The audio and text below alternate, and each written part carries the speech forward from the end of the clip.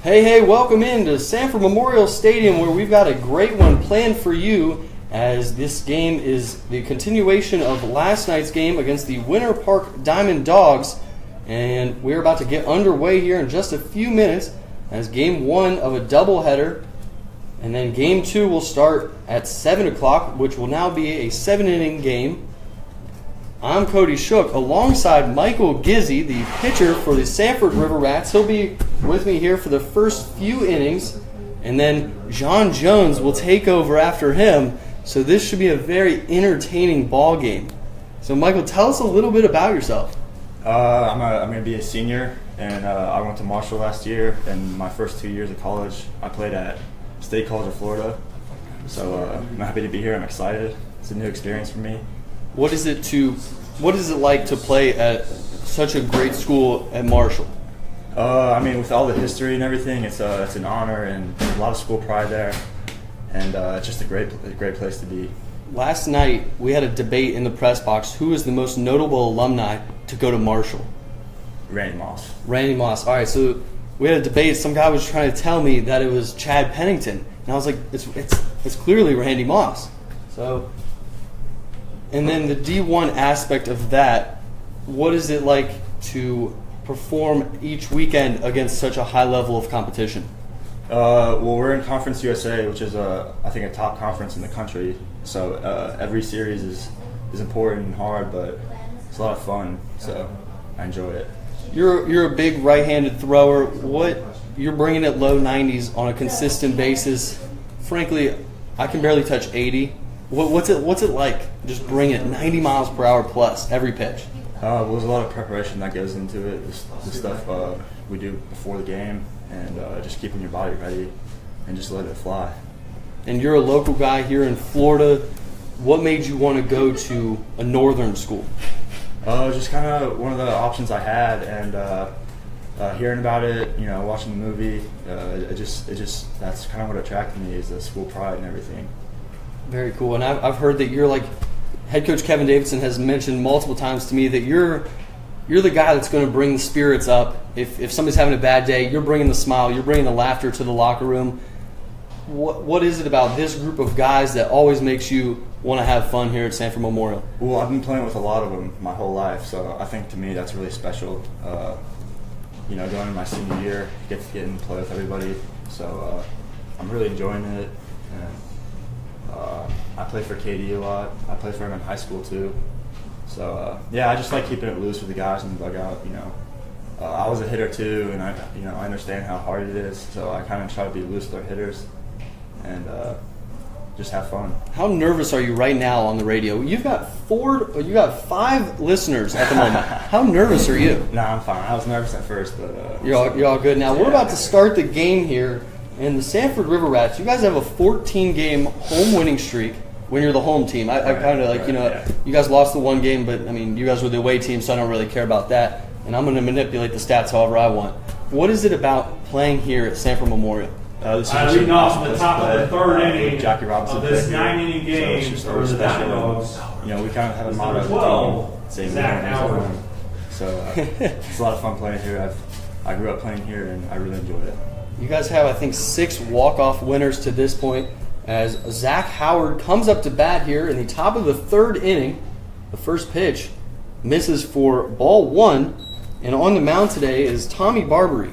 Can you tell us a little bit about Tommy? Tommy is one of my best friends. I went to high school with him, and he was one of our best pitchers in high school, and helped carry us to the state final. And now he's at Nova, and very crafty righty. His ball moves a lot. 1-1 pitch swung on and hit straight up, and behind the plate is Anthony Mulryan, and he's going to throw the helmet, and he's got out number 1 here in the top of the third inning. And Nova is a very high-powered baseball school, correct? Yes, sir. You don't have to call me sir. I'm not that official. Nah. As Mark Felton comes up to bat, the catcher, number 25, catcher, he was Mark an all-star. Felton. Now, how do you face these guys? These are some of the best players from their colleges. They come here, and you're facing a stacked lineup every night. What is it like? To me, it doesn't matter who's in the box. If I make pitches, then I'll get outs. And a dirty pitch there. You talked about Barbari's movement right there, not even in the strike zone, in the other batter's box, swung on and missed. As Felton is in a 0-1 count. This pitch misses outside corner for ball 1.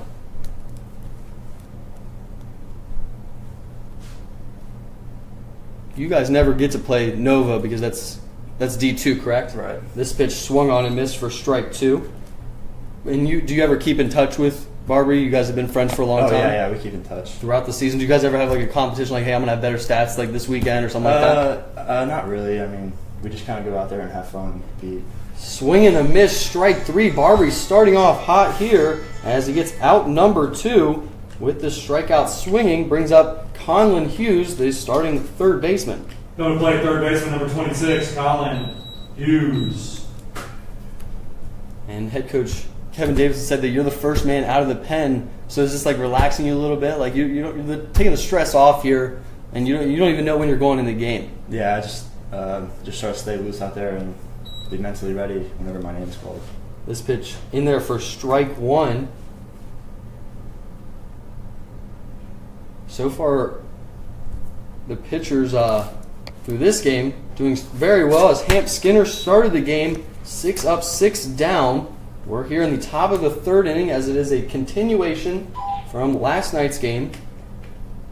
1-1 count here on Hughes. This pitch swung on and hit into left field, and Hughes is going to round first base hard as he heads to second base, and he will have the 2-out double here in the top of the 3rd inning.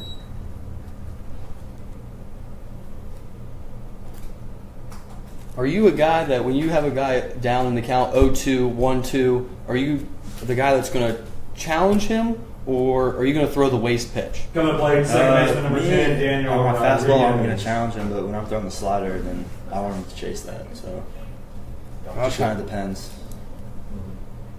So far this season, who's been the toughest batter that you've faced? I did face, I think it was a center fielder for Leesburg, and the first pitch, I threw a fastball and he was all over it. This pitch swung on and hit into center field as Richie Rivera is going to throw it in. So now it's 1st and 3rd with 2 outs, and Winter Park has got something going here. What's your word of advice here for Barbary with 1st and 3rd, 2 outs? I think he'll be fine. He gets weak contact a lot, so. Going to play center fielder number 2. So you said the toughest guy you faced, the center fielder for Leesburg. Yeah, I came in, and the first pitch I threw, he hit over the left field fence. Oh. So, yeah, all right. Yeah. I mean. Trying to figure out who that is. Do you know his name by chance? I don't. All right. Now coming up to bat, Brandon White, a guy that goes to WVU. So you probably don't like him very much, right? No. I don't really know him, but we played them twice this year, and going to WVU, just an electric atmosphere, and it was just a special place to play, and they were really, really a highly ranked team. John Jones is over here just smiling. I can't figure out really why. 1-0 pitch misses outside for ball 2. I'm guessing something's funny there between WVU and Marshall. Yeah, we've always just kind of had a rivalry, and our coach does a good job of getting us ready for it, and it's fun. Outside of baseball games, what's the most electric atmosphere at Marshall? What do you like to go see? What basketball, football? This pitch is in there for strike 1, outside corner. Do you guys have like a beach volleyball team? I don't know. Our football games are really fun. They're always packed, and a lot of pride. You guys went undefeated last year, right? No? A few years ago? No? Maybe it was like 20 years ago. I don't know. This pitch swung on and hit out of play for strike 2, and Brandon White now has 2s on the board, 2 balls, 2 strikes, 2 outs, and of course, he's number 2. Now, at my school, I play at West Liberty. Do you know where that is? It's a Division II school. It's in the very top of West Virginia. Oh, really? Yeah, cool. When there's like 2s on the board, we always do like crazy things. Do you guys do? Yep, we do. Yeah, we do the arrows. Do you guys do anything at Marshall? Yeah. When we hit a double, our hitters would do something on second that our coach kind of did before every BP. Just kind of something to, joke around with and have fun with. So it was a lot of fun. Now it's a full count, 3-2. So the runner on first base will be moving. Tommy Barbary on the mound. Steps off here. And if you're watching on Facebook Live, if you could just please share it so that way your friends and family can watch. We have Michael Gizzi up here, the pitcher from Marshall. The 3-2 pitch misses for ball 4. Going to throw down to third, and he is safe. So the bases are now loaded. And you just said that you're not worried at all. Barbary gets a lot of weak contact. Shortstop number 7. Coming up with Christian Rivera. And if I remember correctly, he was the MVP of the All-Star game. Right. So what do you think's going through Barbary's mind right here? Well, Tommy, he's always had a really good composure out there on the mound, and I think that's one of his strengths. And I think that'll help him hopefully get through this. When you go out there to pitch, do you ever look around and just you see the talent that you guys have, and you're just like, man, I'm gonna let him hit it here? Right. I mean, our defense is unbelievable. It's probably one of the best defensive teams I've ever been on, and it's just a good feeling having 7 guys back there behind you. That first pitch dropped in for a strike. The 0-1 here swung on a hit to left field, and he's going to lay out for it and not be able to make it. So 1 run's going to score. There's going to be a play at the plate here, and he will be safe. So the Winter Park Diamond Dogs scratched together 2 runs here on the 2 RBI single to left field, and they take the lead with that one.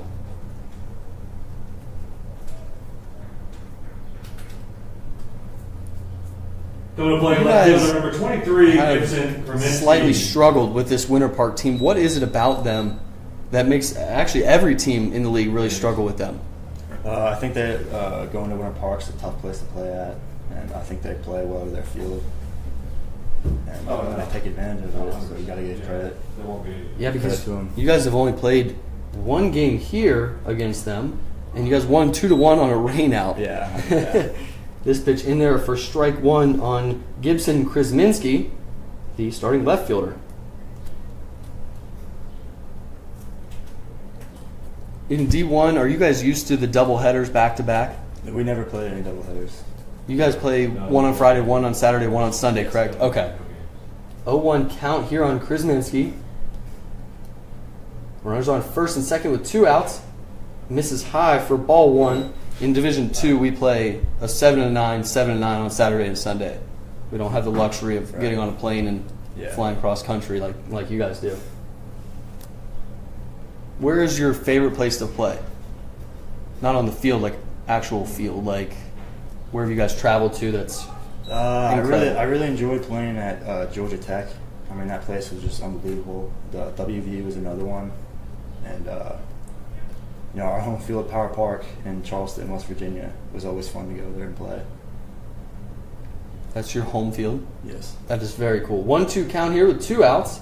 This pitch swung on a hit to first base. Martinez has got a glove on. Now he's going to throw to first. And the PFPs pay off as Barbary is standing there on first base for out number 3. So we head to the bottom of the 3rd inning with the Winter Park Diamond Dogs now leading 2-1 in this 9-inning ballgame.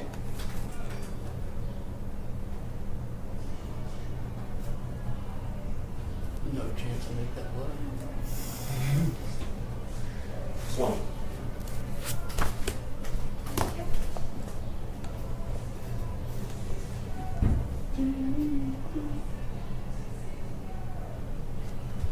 Are you picking music? Do you guys pick music?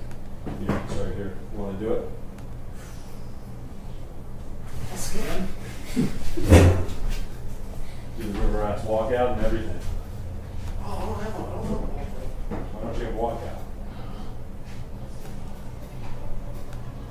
There's all your choices.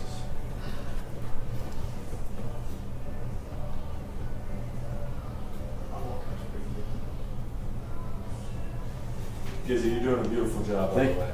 Just beautiful. It's impressive. Really? Yeah. I messed a few stuff up.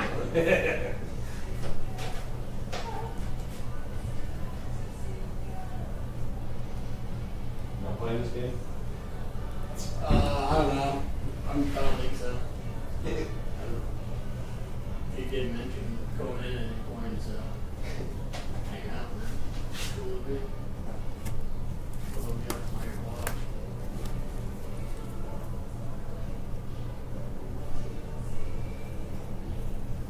Excited for the trip tomorrow? Yeah. Yeah, I'm actually pretty pumped. I go for live in Charlotte, so. Oh, really? Excited enough for me, yeah. Oh, nice. Hey, we are back here at Sanford Memorial Stadium as we head to the bottom of the third inning with the River Rats down by 1 run. I'm Cody Shook alongside Michael Gizzy, a pitcher from Huntington, and he's down here with the Sanford River Rats, mostly a relief pitcher, back in end of the bullpen guy. At Marshall, what do you do there? Are you a starter? Are you a closer? Mid game? Same thing. Lead off of the Same River thing. Rats. All right, so you're Third used to the baseman, role. number 8, Cody Orther. And now Cody Orther comes up to bat against Robin Allen, the pitcher for the Winter Park Diamond Dogs. This pitch in the dirt for ball 1. Cody Orther has 2 walk-off sac flies so far this year. You guys have like 6 or 7 to this point.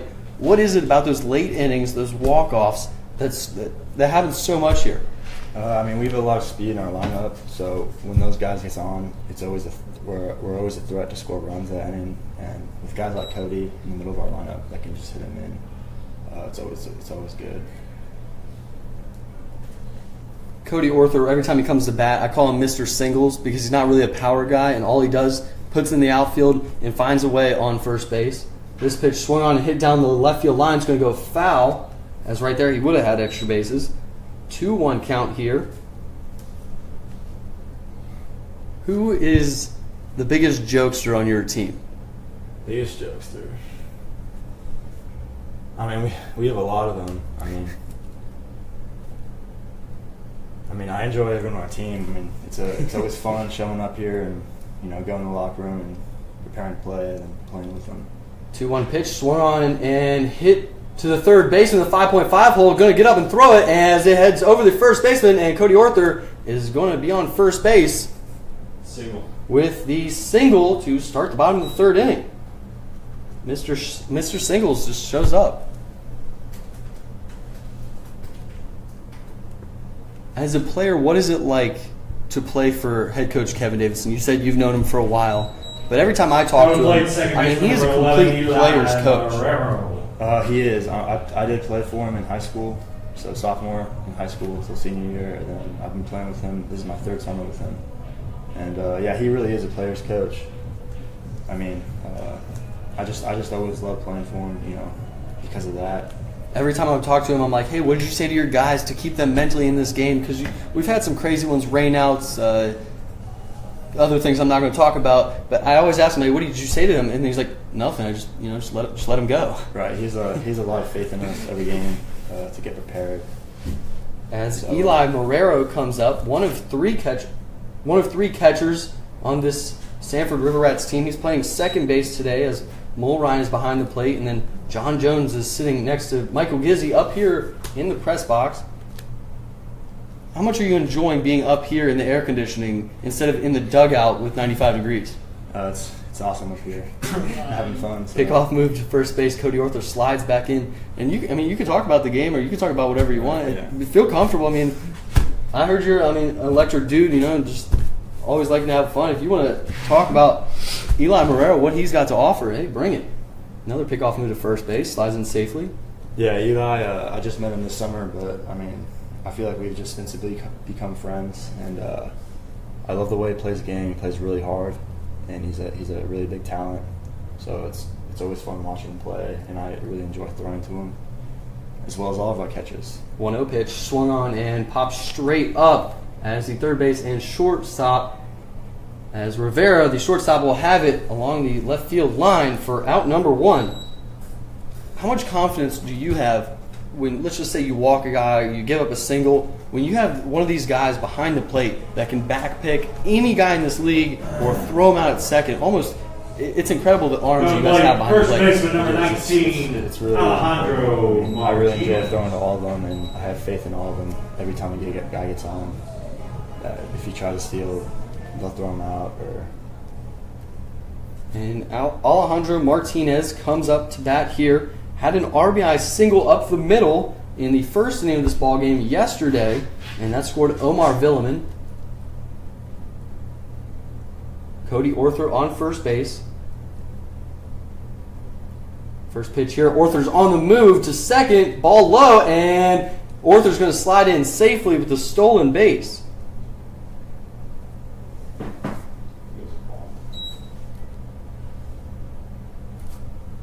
What is it like to be a part of a team that you guys almost have 100 stolen bases?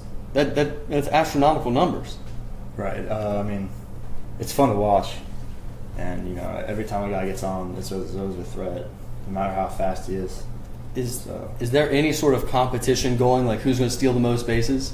A little bit between Dathan Pruitt and Richie and Rodney. So.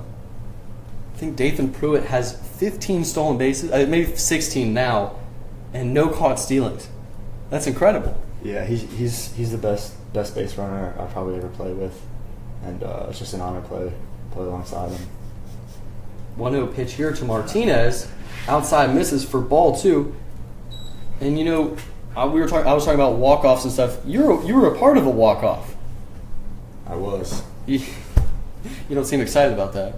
No, which one are you talking about? You were a part of multiple? Yeah. What do you mean? Like at me? Yeah, you scored the winning run just a few games ago. Oh, yeah, that's right. This pitch swung on and hit into left field as Martinez has himself a single. We're going to wave around Cody Orther, and we're going to have a play at the plate, and Cody Orther is safe at home as we have a new score here at Sanford Memorial Stadium after another RBI single by Alejandro Martinez. This one scores Cody Orther from second base. And Zach Dewart now comes up. So you're a pitcher. So number 17, why were you even in that game to pinch run? Well, this is actually my first year pitching, and I was an outfielder at junior college. So I just recently made the conversion, and when I played for Katie all those years, I was a hitter and always had some speed. Must be nice to not be a pitcher, make the conversion, still throw 90. That's pretty cool.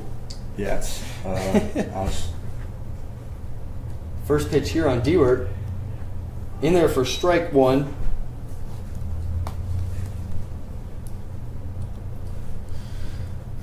And I can't remember which game was it that you walked off. You were standing on second base, correct? And you scored from second? Actually, I pinch ran for Johnny right here. And I got moved over, and then a one pitch swung on, fouled out. Scored him a pass ball. So that was a. Oh, yeah. So, John, do you feel like, hey, why wasn't I still in that game? Why wasn't I still running? No. I'm so slow. I get tossed at all the time. Up here in the press box, Michael Gizzi, the pitcher, and John Jones. He'll be talking in a little bit here. 0-2 count on Dewart, and he will watch this one for ball 1 as it misses high.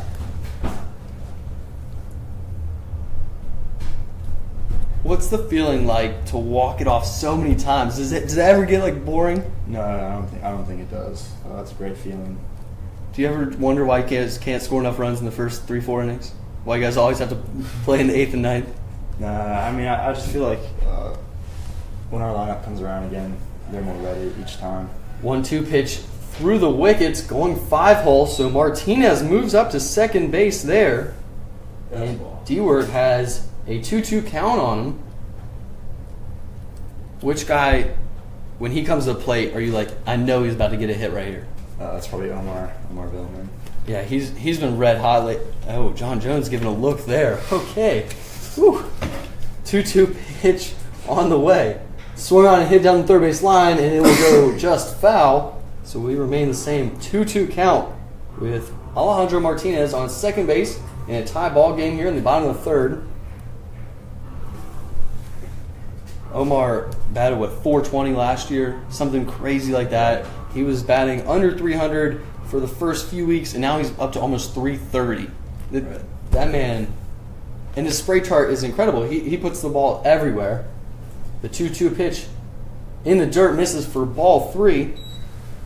Right. I mean, he's one of the best one of the best hitters I've seen and got to play with. So every time he's up, you just have a good feeling like he's going to put the ball in play and make something happen.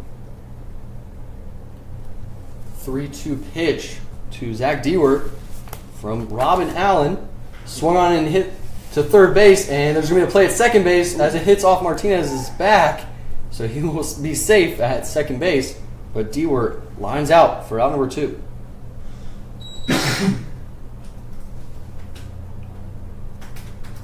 Is it ever interesting or fun to play with the Villeman brothers at the same time?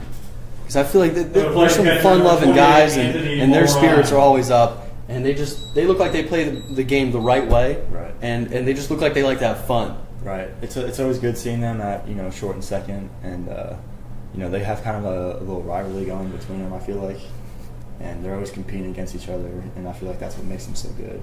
Anthony Mulrine now up is going to take that strike. The catcher drops it. River Rats have 2 runs on 5 hits to this point. Alejandro Martinez standing on second base here in the bottom of the 3rd inning.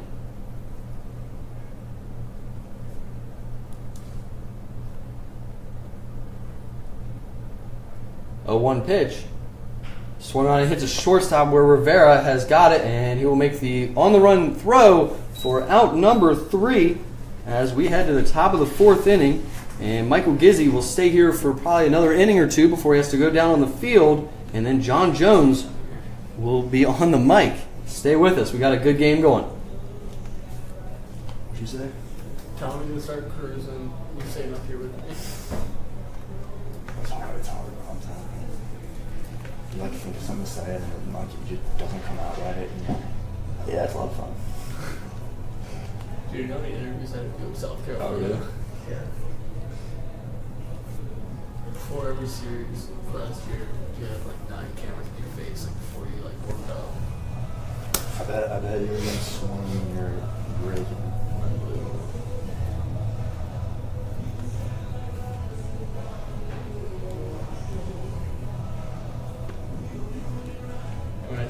When I slumped, they ripped me. The entire articles. Oh, yeah, I saw.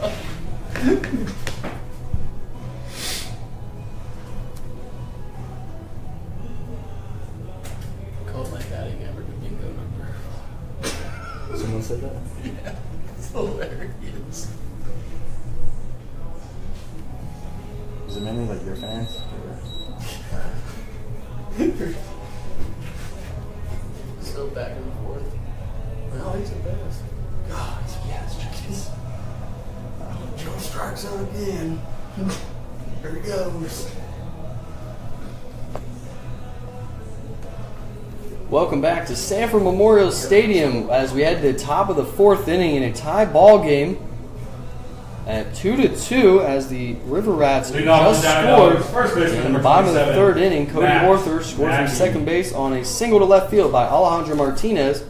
Matt Mackey, the first baseman, comes up for the Winter Park Diamond Dogs, grounded out to third base in his first at bat. Back in the 2nd inning of this one. Tommy Barbary on the mound. First pitch here. Outside corner, paints it for strike 1.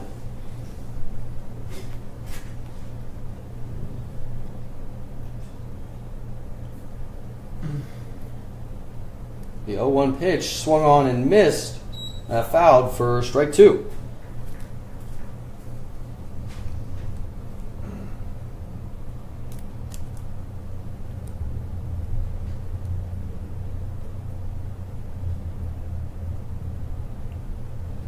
Count here on Mackey. In the dirt, misses for ball 1. As we are here with Michael Gizzi, the pitcher for Marshall. And that's a pretty small school, I would say, for being D1. 1-2 count here. Swung on a hit into left field for the leadoff single to start the 4th inning. So now, how much press coverage do you guys get up there? We don't get that much. And I bring that up because John Jones was just talking about it. He goes to South Carolina. We'll talk to him in a little bit. So you guys, you don't get any reporters, anything like that. No local guys anything like that? Not really. Maybe after some big wins, we got some, but I mean, other than that, nothing really. John, you talked to your new coach yet? Oh yeah, I'm not going back. Now coming up to bat, Christian Maglich, the DH, swung on this ball, hit down the left field line, goes foul for strike one.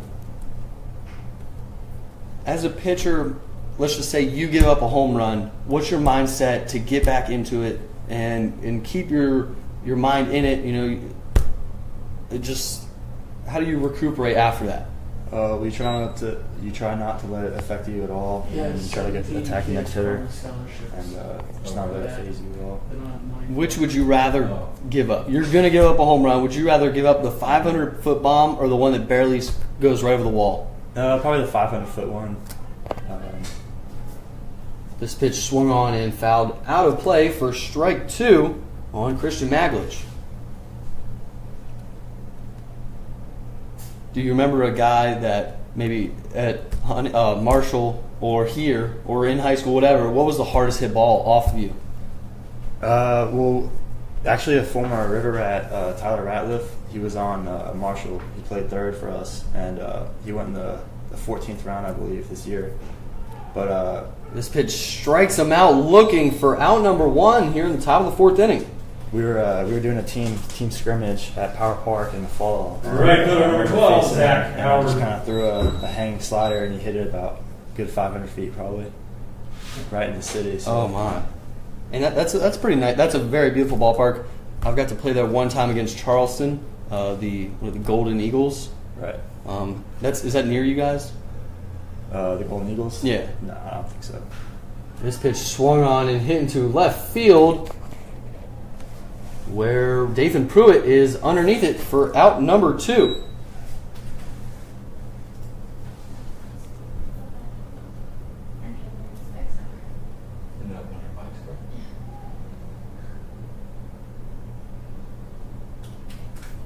Isn't Power Park's pretty? I mean, that's pretty far from you guys. Isn't it? 30 minutes. That's about 45 minute drive. And that's your home field. Yeah, we have a practice field closer to campus, but when we play our big weekend series, we go to Power Park. What's the biggest team you guys have played this year? Probably WVU or Georgia Tech. But when we played WVU at Power Park, we had about 5,000 people there, so that was special. Did you get to pitch in that game? I did not. Oh, all right. This pitch to Mark Felton, the catcher, in there for strike one. 2 outs here as this pitch swung on and missed for strike two. Who on the River Rats has the best swing and miss stuff? Best swing and miss stuff. That's a tough one. I mean, I think all the guys in the back of our bullpen all have swing and miss stuff. And some of our starters do too. So, I mean, it's just... Such a politically correct answer. This pitch swung on and hits Omar Villeman at short, and he will go the easy way to second base for the 6-4 putout and out number 3. As we head to the bottom of the fourth, it is all tied up, 2-2. Stick with us all game long. You have not given an actual answer yet. What? You have not given an actual answer. You happy? Huh? I mean, I don't know. I can't think of that off the top of my head. Who's the biggest jokes for the team? Guys really like preparing for the game. Why don't you just say yourself, Gizzy? You gotta stay humble. You're the biggest jokester, though. I don't think so. I mean, personally, I don't think so. I mean, hey, I'm the one on air, so.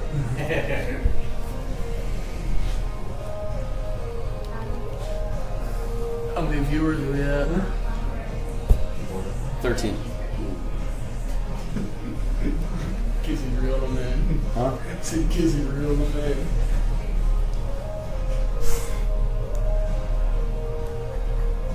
Was you right? You definitely should have said that you're part dinosaur. When he asked you to say a little bit about yourself. Yeah, I often fly all around. Who's the biggest joker? Yeah, I had tons of offers. When are you making a decision for next year? Me? Probably today or tomorrow. Honestly, I gotta pick. I don't know what I want to do. Between Tampa North Greenville. North Green. They were like, they had like 10. Hey, we are back here at Sanford Memorial Stadium as we're heading to the bottom of the 4th inning with Parker Quinn coming up. I'm Cody Shook alongside Michael Gizzi, Gonna play the DH number pitcher 4, Parker from Quinn. Marshall, and the Sanford River Rats, a guy that comes out of the bullpen towards the end of the game. We are tied up 2-2 here. First pitch in there for strike one. Thank you to everybody tuning in on Facebook Live right now. If you're ever in the Central Florida area, come check us out. The River Rats would greatly appreciate it. And it is always an electric atmosphere here on Thirsty Thursdays. The 0-1 pitch misses for ball one. Michael Gizzi, a guy that I've been told is a very upbeat guy, kind of quiet so far on the radio, you know. No, yeah, first time on here, so a little nervous. 1-1 pitch here to Quinn, misses for ball two. And anytime you guys want to come up and talk on the air, I mean, anytime you want, you're more than welcome. John Jones over here looks like he's eager as anything to get on the air and answer some questions. 2-1 count here on Quinn. Swung on and hit to second base, and he will have the 4-3 putout as Rodriguez able to track that one down for out number one. And Dathan Pruitt comes up with one out in the bottom of the 4th inning. So how do you, we just talked about, you guys don't play doubleheaders. How do you stay mentally prepared for 2 ball games?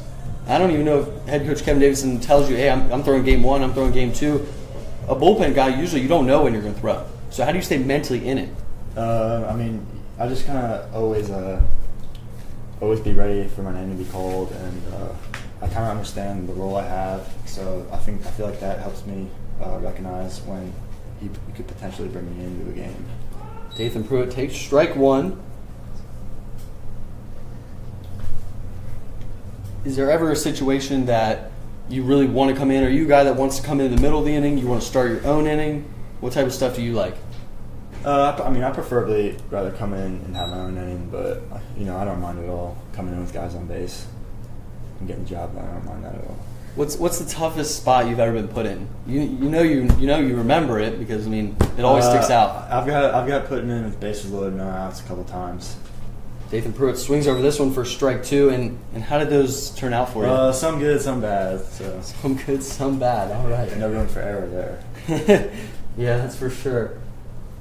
1-2 count here on Dathan Pruitt, a .250 hitter, 0 for 1 on the day with a strikeout swinging. The 1-2 pitch in the dirt misses for ball 2. Pruitt batting 0 for against Robin Allen on the mound. Allen, a guy coming into the game, 15 2/3 innings pitched, 8.62 ERA. 2-2 pitch here on Pruitt. Foul. It's going to hit off his hand as Dathan Pruitt will take the .390 jog down to first base, and if I read the stats correctly, he's been hit double-digit times now. That's got to be the league record. Does he stand really close, or is he just a ball magnet? I guess he's just a ball magnet. I'm going to look up the stats right here. Hit by pitches 10. He's also been walked 10 times, so got the double-double going there. As head coach Kevin Davidson walks out and going to check on Dathan Pruitt at first base. And a lot of the times when these guys get on base, we have a poll going up in the press box. Is he stealing first pitch, second pitch? Is that something that the coach gives him a sign, or is he just doing it on his own? Dathan kind of does his own thing out there. He's really good at reading pitchers and picking up tendencies. Gets back to first base here on the pickoff move. Yeah, I'm pretty sure he's on his own out there. And he's very good at it. As Richie Rivera, another speedy guy, the number 9 batter, starting center fielder, up to bat here with 1 out. Dathan Pruitt on first base, another pickoff move. Doesn't even have to slide back in. And he gets pretty sizable leads over there at first base. He does.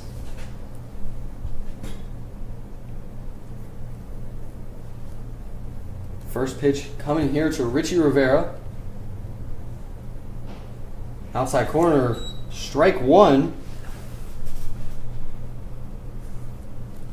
What do you really do when the umpire behind the plate not giving you the strike calls that you want? Is that something, do you have to change how you're throwing? What do you do in that situation? I mean, you just kind of got to keep, being yourself, being who you are as a pitcher, and just trying to make pitches. And, if he's squeezing you, then sometimes there's nothing you can do about it, but just try to keep on making pitches. The 0-1 pitch swung on and fouled straight back. Dathan Pruitt was headed to second base. Now has to come back. I don't want to start any drama or anything, but who's your favorite catcher to throw to? I've been playing with Johnny for a while. And, Oh, nice. Another politically correct answer. Nice. No, but... Another pickoff move to first base. Playing with Johnny for a long time. but I really like it. I've been throwing to Johnny for a while, but Eli, yeah, definitely my favorite catcher. 0-2 count here on Rivera. He is not any better. Dathan Pruitt at first base. Hasn't been thrown out all year. And this one taken outside for ball one. So on your off days, what do you really like to do? And I'm talking like outside of the baseball field. Are you a guy that's going to go to the beach? Are you a guy that's going to sit and read in a corner? Are you going to the club? Like, what's your favorite thing? What's your stress relief type thing? I try to mix it up personally. Wherever the wind takes me, I guess. But I like the guys on the team, and it's fun hanging out with them on off days. 1-2 pitch, swung on, hit down the third base line, going foul. So you just follow wherever they go? Is it? No, just like You like to go fishing? Do you like to? If there's something to do, then I'll do it with them, and I don't know, it just depends, I guess. All right, so you guys get every Sunday off. What are you doing this Sunday? What am I doing this Sunday? Whatever the team's doing? I'm going to be in North Carolina. Oh, you're going up to the showcase thing? The showcase. Oh, very cool. So you're going to see a lot of talent there. Dathan Pruitt not taking off again. 1-2 pitch, fouled straight out. Who are the other guys going from the River Rats up to the showcase? I believe we have Ronnie Orta, Dathan Pruitt, I believe Richie, Rodney, Johnny Jones is going, Eli's going. And then guys from around the league also, correct?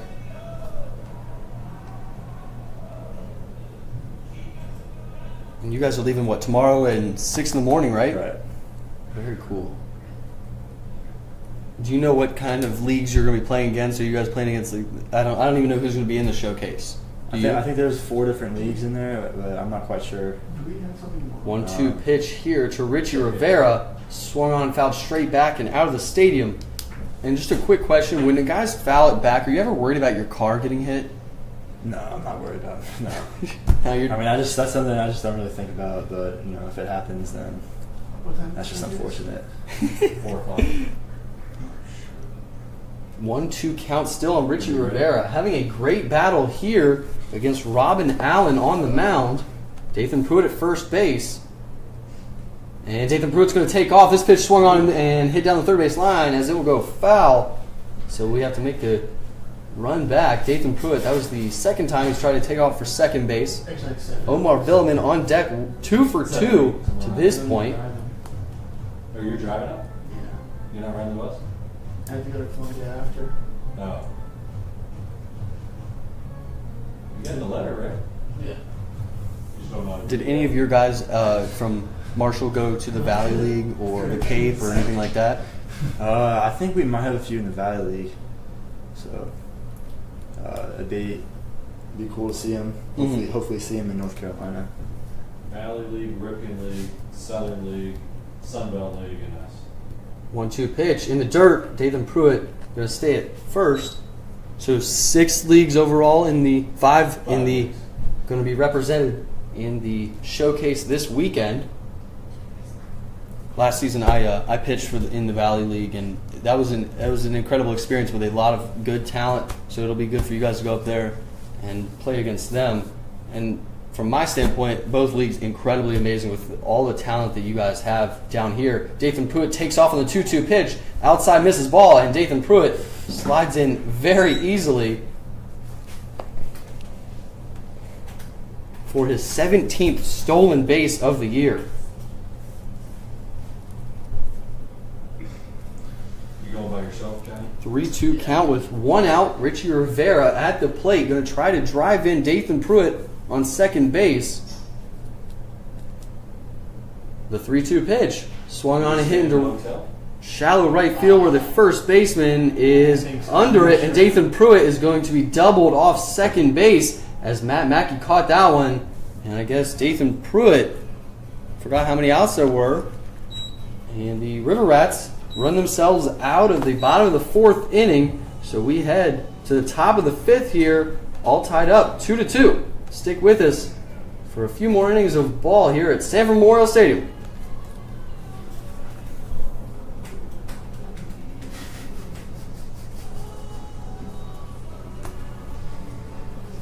You are staying at the hotel, or are you? I'm not sure.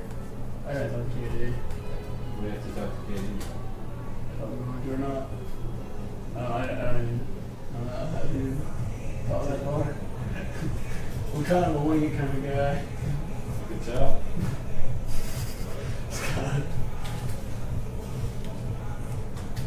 Dude. So we got a showcase tomorrow at 4. Got it. Then we got a game on Friday. Well, yeah. What's not there? We go down.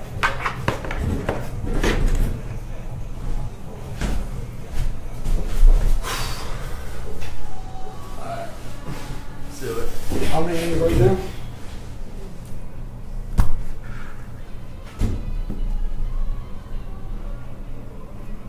Can you not talk?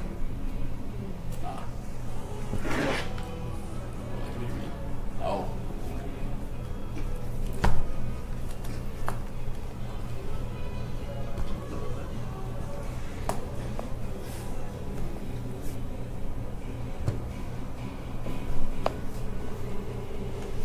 And we are back here at Sanford Memorial Stadium, and we have a new guest up here, John Jones.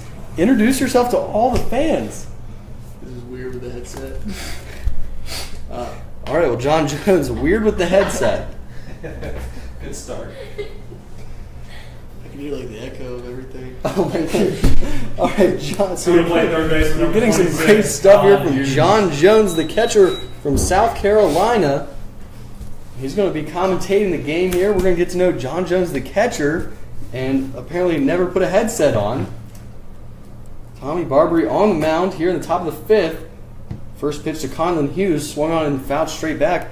So, Johnny, tell us a little bit about yourself. You're, obviously a funny guy. You were over there laughing at Gizzy the entire time he was on. Well, Gizzy's just naturally funny. He can pretty much do anything to be funny. But I'm just a local guy from around here, and good league to play in. So I'm here. All right, Conlon Hughes flies out to center field for out number one. Going to play second base for number 10. You're not allowed to come up in here and get all quiet on me. Like over there, you were talking up a storm. You get on the mic and you got good league to play in. That was a tough one, introducing myself. I don't know. Well, I'm John Jones. I'm a catcher for South Carolina. I hit bombs. I don't have any social media platform. Cody Orther now has the ball, and he will make the 5-3 putout for out number 2. And the River Rats have quick outs here in the top of the fifth inning. I guess Johnny Jones brings him some good luck up here on the mic. Working good. I like it. Who is your favorite pitcher? I know you have a preference. Which guy do you love catching for? Probably Frankie. Frankie, he works fast. He gets a lot of contact. The innings are really quick. He normally works with me really well with signs. Kind of on the same page. He gets a lot of ground balls. Makes my life easy. Now coming to bat, Brandon White from WVU. Did you guys get to play WVU this year? No. We only play like 2 or 3 out of state series or out of conference series. Oh, okay. 1-0 pitch drops in the curveball for strike 1. What's the nicest place you've gotten to play at on a D1 level? Nicest field or Like best atmosphere? complex, anything. This pitch swung on and hit to left field, so that answer is going to have to wait as a quick 1-2-3 inning takes us to the bottom of the fifth. Stick with us. We got Johnny Jones, the catcher, up here from South Carolina. He's going to be with us for a few innings, and we're going to get to know all about John Jones. Stick with us. Do you prefer John Jones or Johnny Jones? I always knew you as Johnny. I don't care. It It honestly goes person to person. It does. Some people, it sounds weird when they call me Johnny. Some people like weird when they call me John. Like if my mom called me John, it'd be weird. Yeah. But But in the write-up, or like in the roster, John Jones. yeah, that's fine.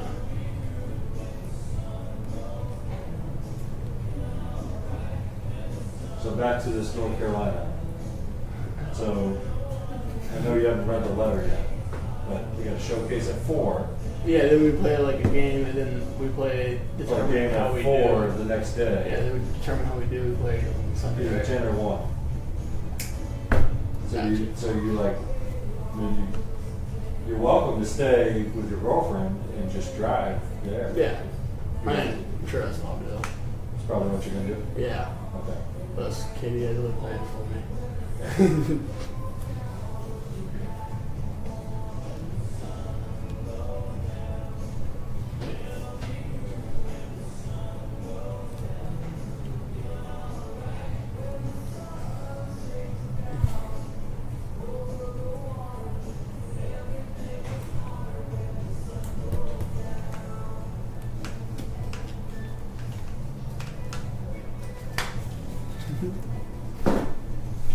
Leading off for the River at shortstop, number 3. And we are back here at Sanford Memorial Stadium as we head to the bottom of the fifth inning. Omar Villman coming up to bat.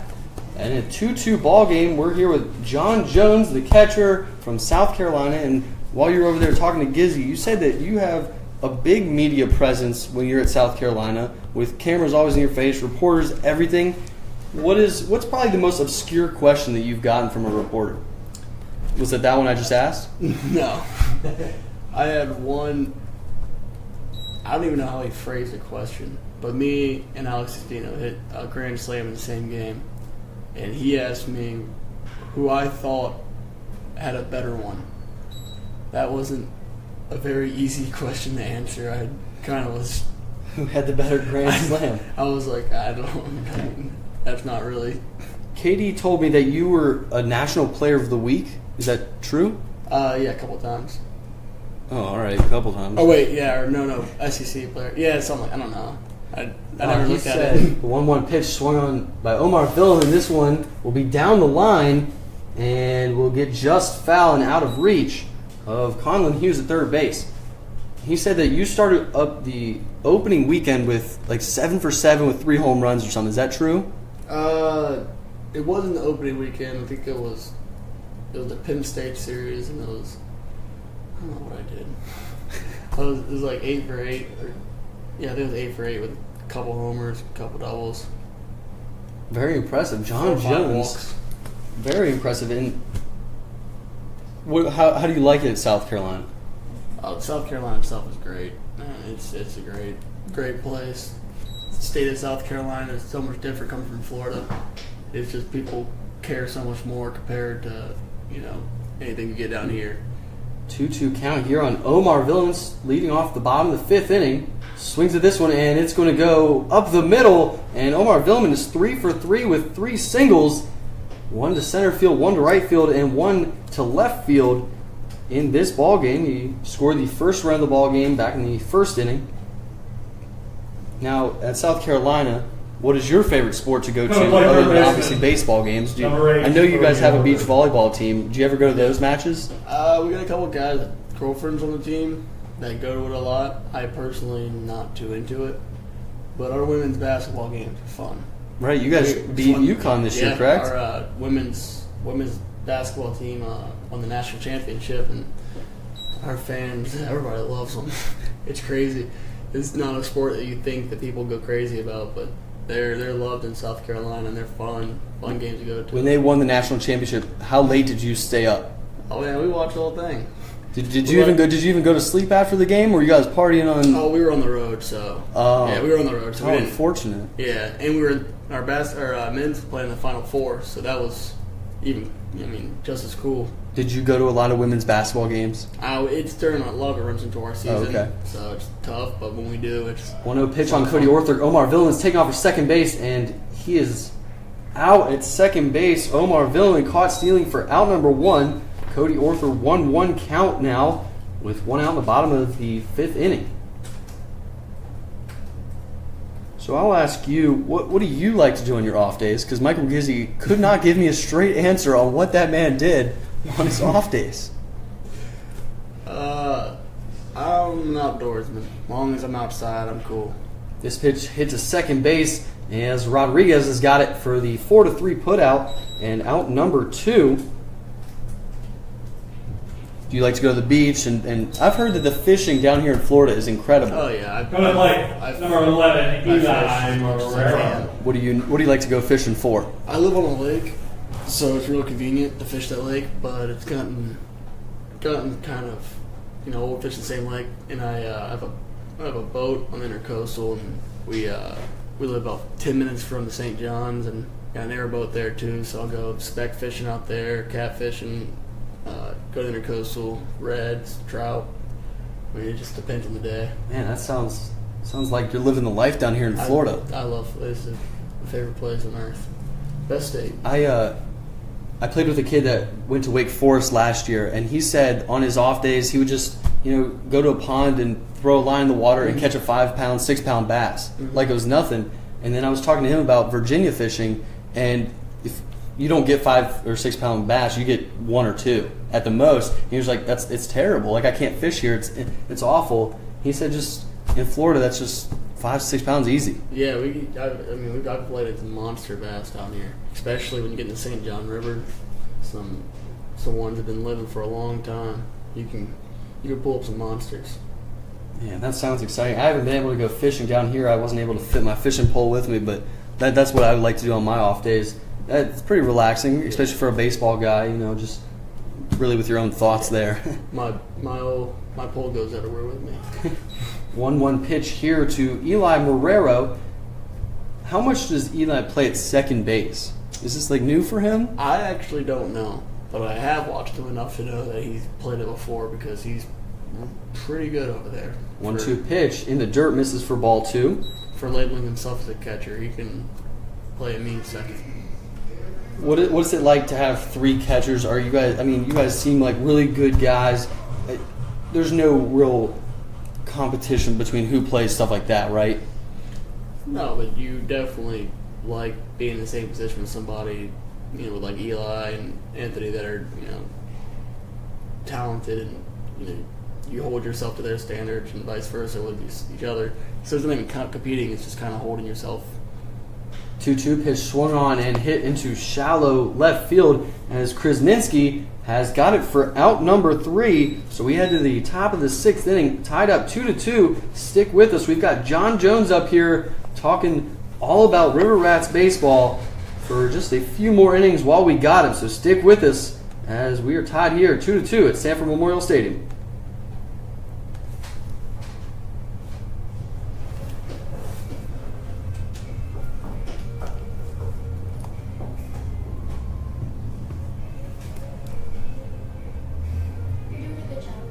Thank you.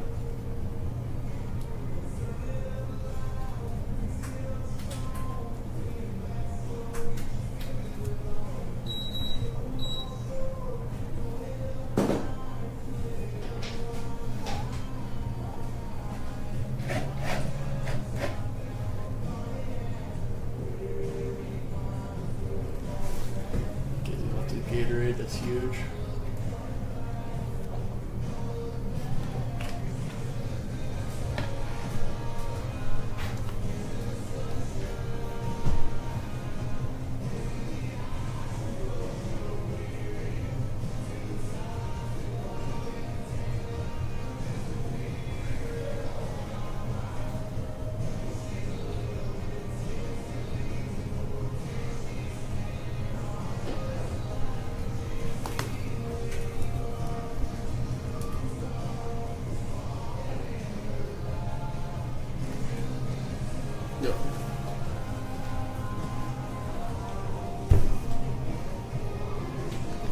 And we are back here at Sanford Memorial Stadium as we're heading to the top of the 6th inning where the Winter Park Diamond Dogs are coming up to bat. This is the continuation of yesterday's game. This is a doubleheader now. The next game will be a 7-inning ball game starting after the conclusion of this one.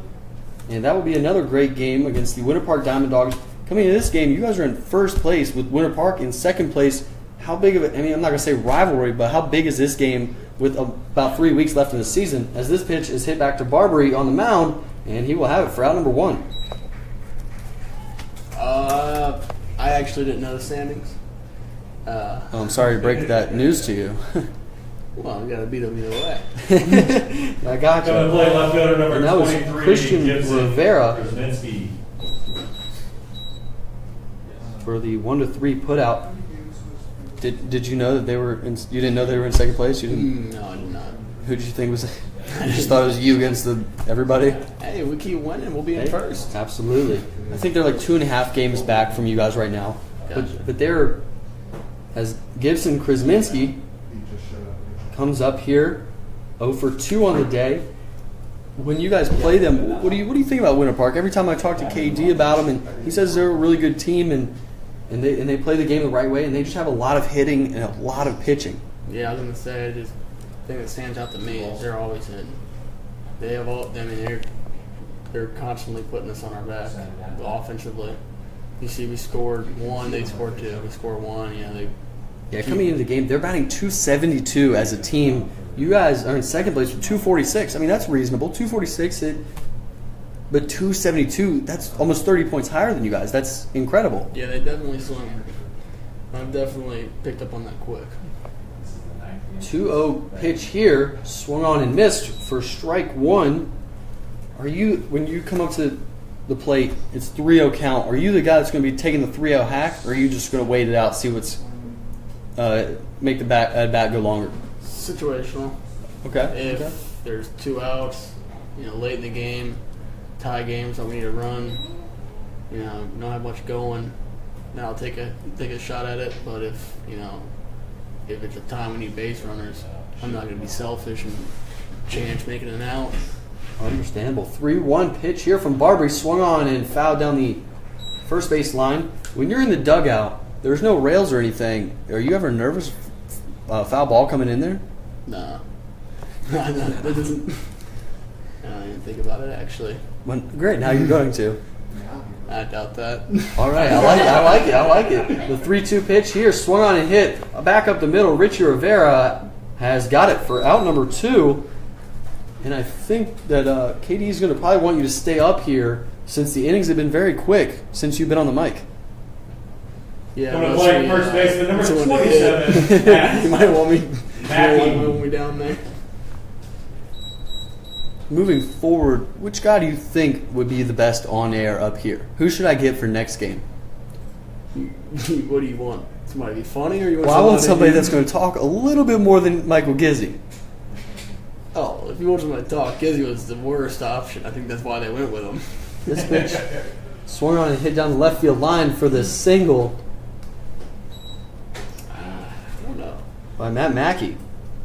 I'm thinking of people I enjoy here up here, and I think Going to play DH number 14. Rodney would be fun to Christian listen to. Rodney. He would be. All right. We'll try to get him up here. That'd be awesome.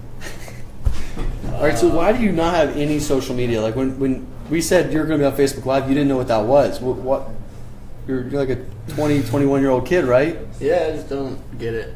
I mean, if someone's close enough to me, I know what they're doing, and All right. I mean, everybody that you see constantly staring at the phone. There's just so much wasted time, and everyone's caught up in this whole staring at their phone thing. It's annoying.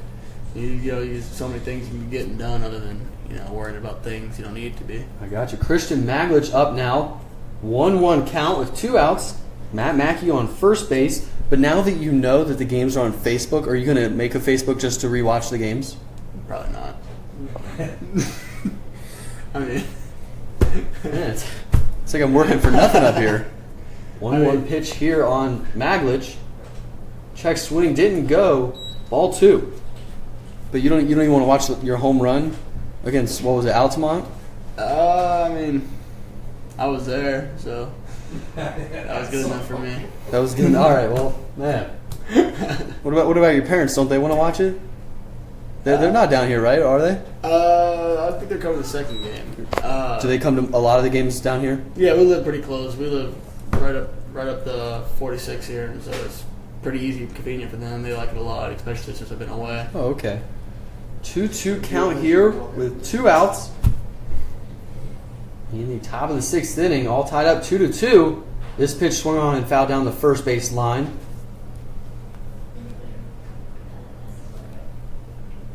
Was that the biggest at bat you've had this year? As in the league? In this league, yeah. Oh, yeah, I think so.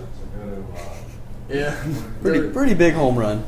Yeah. Gave you guys the lead, and it was a scoreless ball game at that point. 2-2 pitch swung on and hit to Omar Villman at shortstop. He's going to go the easy way to second base for the 6-4 putout and out number 3. So we'll talk to John Jones maybe for the rest of this half inning if we're lucky enough to keep him, and then he'll, if he wants to stay, he can stay, or he'll go down to the field and maybe get an at bat this game. So stick with us here as we head to the bottom of the 6th inning, tied up 2-2.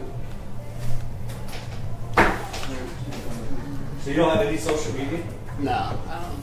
This doesn't make sense. Safest thing you could possibly do. And your dad's got a flip phone still. Oh yeah, yeah. I mean, he's a character. No, he is. You guys have a TV with a big antenna on the top too? No, you know it's actually funny you say that. When we sat, it was like a year ago, Black Friday shopping, and he buys like the most badass TVs you can buy. They're like super cheap, and they're smart TVs. He doesn't even know what that is. We don't have Wi-Fi. You don't have Wi-Fi? So when we have smart TVs, No, it's a smart TV. he has no idea that what it actually does. That's unbelievable. Yeah, he bought these, and I was like, dude, you know you need internet for this, right? He's like, no, man, just plug it in. Just plug it in. I'm like, all right, whatever, man. Good deal. Oh, man. We didn't have Wi-Fi in our house until like 6-7 months ago. He's a contractor for Spectrum. Yeah, I know. That's what he does for a living. His cable is what employs him. He still doesn't have it. That's funny. And we are back here at Sanford Memorial Stadium. I'm Cody Shook, alongside John Jones, the catcher from Leading South off for the River Carolina. Rats. First baseman The number catcher 19, for the River Rats. Andrew You also play Martinez. first base for the River Rats. Do you like that? I like being over there. I don't think anybody else does. There was one game where you literally just chested up a ball. Like you didn't use your glove. You just let it hit you. You were just like, I'm just going to take this one.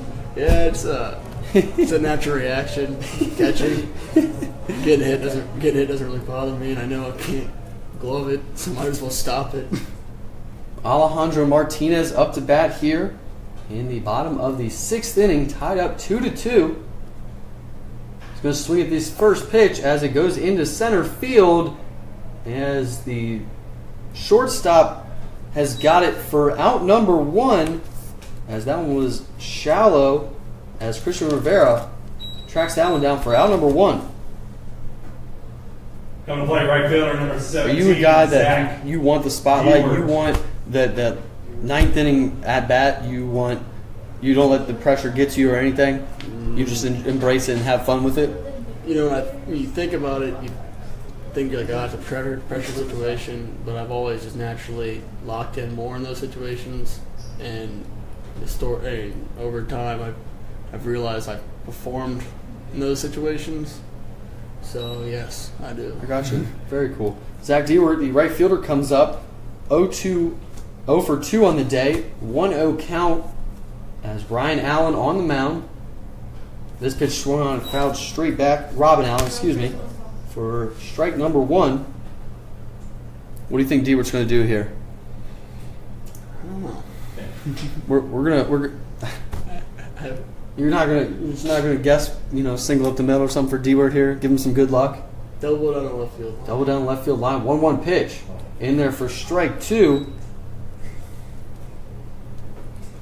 What's your ideal pitch that you want to swing at? You a guy that's just waiting for that hanging curveball? You like the low fastball, high fastball? My favorite pitch is his worst one. His worst one, the 1-2 pitch. Swung on and hit into center field, where White is got it for out number 2. Here on the bottom of the 6th inning. So you're just waiting for his mistake pitch? Yeah, if he, if I like fastballs, middle Got to play catcher number 28, Anthony Bullrine. If somebody's throwing 92 a sink, all of a sudden I don't like fastballs away anymore. I want to hit his slider that's not very good. So Anthony Bullrine at the plate here. Just like somebody's throwing, good slider changeups, I want to hit his fastball. So it's just, Swings the first pitch, and this ball is going into left field, and Mulrine hits it off the wall, so he will have the stand-up 2-out double off the left field wall. Good swing. Good analysis right there. As a guy puts one off the wall. Good swing. And Parker Quinn, you just mentioned double into left field, and maybe you were just one batter off. DH number 4, Parker Quinn. Yeah, maybe. Parker Quinn, the DH, coming up here. And, this game really has the makings of another walk-off. You said it, not me. I personally would like to score before that, but I'll win, however. Parker Quinn, 0 for 1 with a walk. Watches this one for strike 1. When you're behind the dish, are you a guy that wants your pitcher to work backwards? Do you want him to start off with the fastball for strike 1? Not only do your pitchers differ in that, but your hitters tell you a lot. Once a 1-pitch swung on and hit to the shortstop. Rivera is under it for out number 3, and we'll stay here as John Jones is going to finish his thought. Yeah, once the one guy takes one swing, you're going to learn a lot about him. If he's looking where he's looking at the ball, you can tell that pretty quick. Or if this guy like Tommy Barber, who's not going to overpower you stuff, you're definitely work backwards, throw all speed and hitters counts, and vice versa, and try to just confuse them so they're not ever getting comfortable. How funny is it that your head coach goes behind the dish between innings to catch for the pitcher? I've never seen that. I couldn't imagine my college coach going out there and warming up my pitcher. Yeah, he's I guarantee you he believes he can come out and be better than all of us, and I bet he could. Yeah. He definitely wants to still be in between the lines. You can definitely tell. We'll just stay here in between innings as Tommy Barber is still on the mound, throwing very well to this point. We're here with John Jones, the catcher. What is it like to play for head coach Kevin Davidson? When I talked to him, when Gizzy told me, this man is a player's coach. Yeah, truthfully, he's the reason I'm here. He's a guy. He's made a light and day difference in my career, especially from a defensive standpoint, where he's got just ample amount of knowledge about catching, being a professional catcher, and that's what he did in the professional. He never was a hitting catcher; he was a defensive guy, and I wouldn't be near where I'm at catching today if it wasn't for him. And obviously, I want to come out here and play for him again, and just keep soaking up as much as I can from him. And he's just. Leading off for the Dawgs, right fielder number 12. He's a guy. Howard.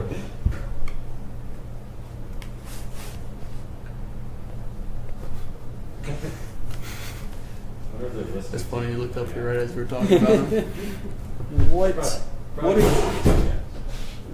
What are your I'm going to say career goals? You're still a young guy and you're a very talented baseball player. What is the next step for John Jones? I'm actually leaving South Carolina. I'm going to a D2 school. Not sure which one yet. And my next, I gotta, hopefully the next couple of days, if somebody wants to pick me up. This pitch swung on a hit to Cody Orther at third base, and he's going to make the great throw over to first for out number 1 here in the top of the 7th. When it gives me a chance to play pro ball, that'd be great. If not, I'm going to go D2 and try to put up some numbers, get a chance at pro ball, and sink or swim. That's news to me that you are transferring, so you do not have a current school at the moment. No. Okay. I am for sure leaving South Carolina. Let me just get on the phone with my coach up at school, and we'll get you an offer real quick. if you want to play in West Virginia, I got a spot for you. I'm sure we could use you, as all of our catchers are freshmen. So I think if you need a place to play, I'll find you somewhere. I think I'm going to stay below the Mason-Dixon. Oh, that's really unfortunate. I guess you don't like cold winters. This pitch swung on a hit to Omar Villman at shortstop, and that will be a 6-3 put out for out number 2 as he gets out Mark Felton. And wow, that's really unfortunate, man. I can hook you up. We could. I can throw to you. You're my catcher, man. Coming to play. Well, that's fine. You don't like 0 degrees in January? You know what? You stay in Florida. Oh, you don't like playing with snow on the ground in March? Oh, all right. Oh, who would? Now coming up to bat, Conlon Hughes. And do you don't have any offers at the moment? Or? Oh no, I do. Yeah, I've narrowed it down to 2 schools, so now it's just weighing it out one last time before I lock it in. Right, because I mean that's a huge decision. And What was that pitch right there? are you? I don't want to put you on the spot here, but what is the reason for leaving South Carolina? There's coaching staff. Big school like that. I played almost every game my sophomore year, junior year, not so much. 50 at bats, and then your senior year, new coaching staff, and all. I mean, it's just too many moving parts. To guarantee yourself the best shot of playing pro ball, you gotta be somewhere where you're gonna play. Someone who can gonna go in and be their guy. There's other not that I'm afraid of competition or anything like that, but it's just the way it is. There's always a chance, no matter what. Coach Kingston up there. I mean, I'm not a guy he recruited like Coach Holbrook did. So obviously, there's a lot of moving parts there too. So understandable. 2-2 count here on Conlon Hughes. Tommy Barber with 2 outs. Misses this one upstairs. And this ball, almost hit him there. But Barber 3-2 count with 2 outs. And is there a reason why you didn't go to another D1? Is it because you'd have to sit out a year? Sit out a year, and age is a factor too. Yeah, absolutely. 3-2 pitch from Barbary. Strike him out, looking for out number 3. We head to the bottom of the 7th inning, so it is time to stretch here for all of the lovely fans at Sanford Memorial Stadium. The backwards K takes us to the bottom of the 7th. I'm Cody Shook alongside John Jones. We're going to see if he stays here any longer. I'm sure he's annoyed with all the ridiculous questions I'm asking him. But stick with us if you're on Facebook Live or Meritex. We've got a good one going here at Sanford Memorial.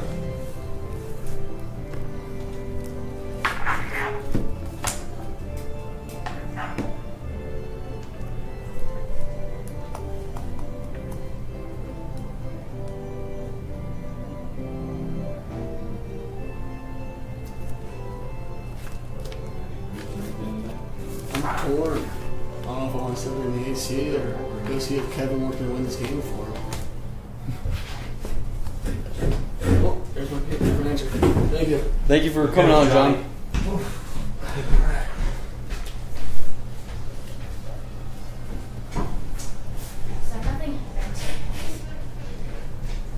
We missed you. We made it a quick flow in. Lana's here.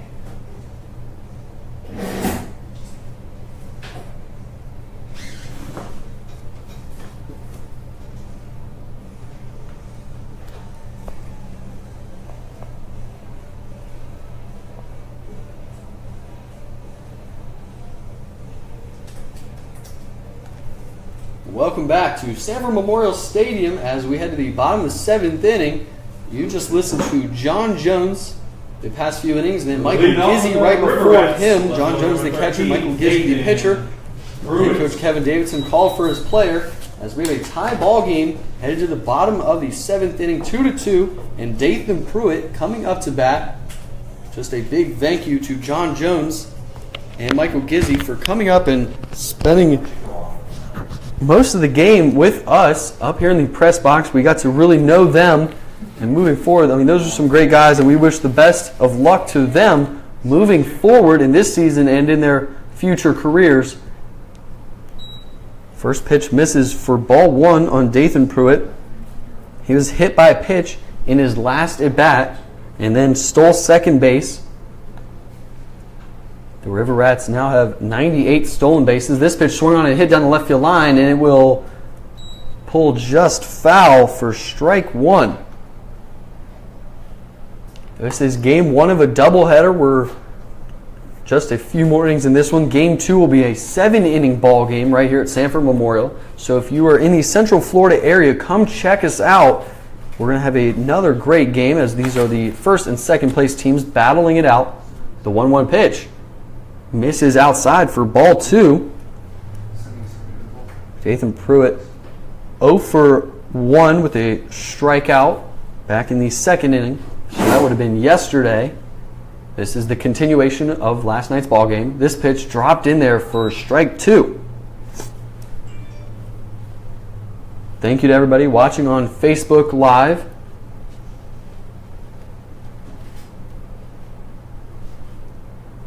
Two-two pitch here from Robin Allen. Swing and a miss. Strike him out for out number one.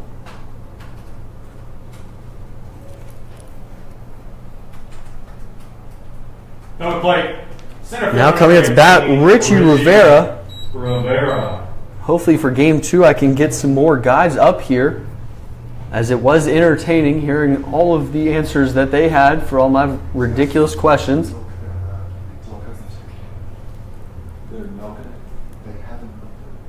First pitch here, Richie Rivera is going to attempt the drag bunt, pulls it back, but it's a strike anyways in the outside corner.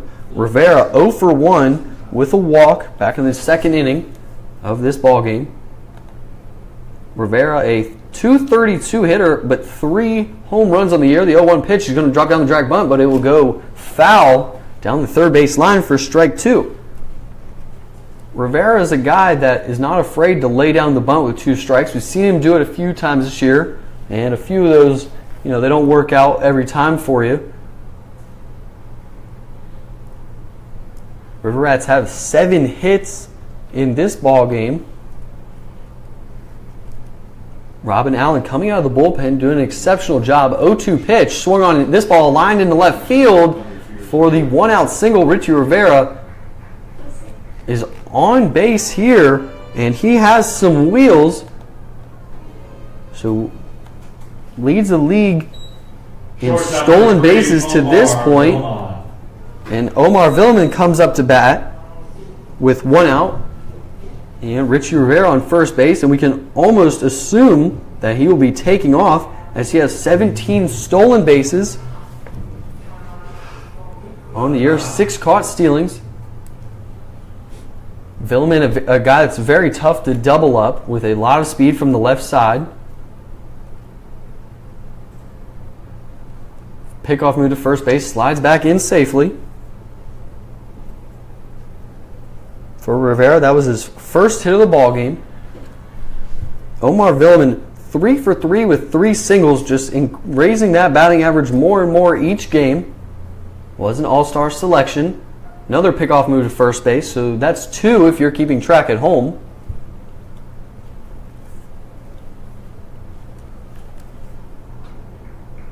Coming into the game, Omar Villman, .325 batting average, 2 home runs. First pitch here. Outside corner misses for ball 1. And you wouldn't expect Omar to have 2 home runs on the season if you look at his spray chart, a guy that really likes to poke the ball the other way and just get on any way possible with sometimes weak contact, any way on, and just swing the bat. So you wouldn't really always expect 2 home runs, especially from the leadoff guy. The 1-0 pitch, Richie Rivera's off to second base. Ball misses, and he is safe at second base. Stolen base for Richie Rivera, number 18 on the year.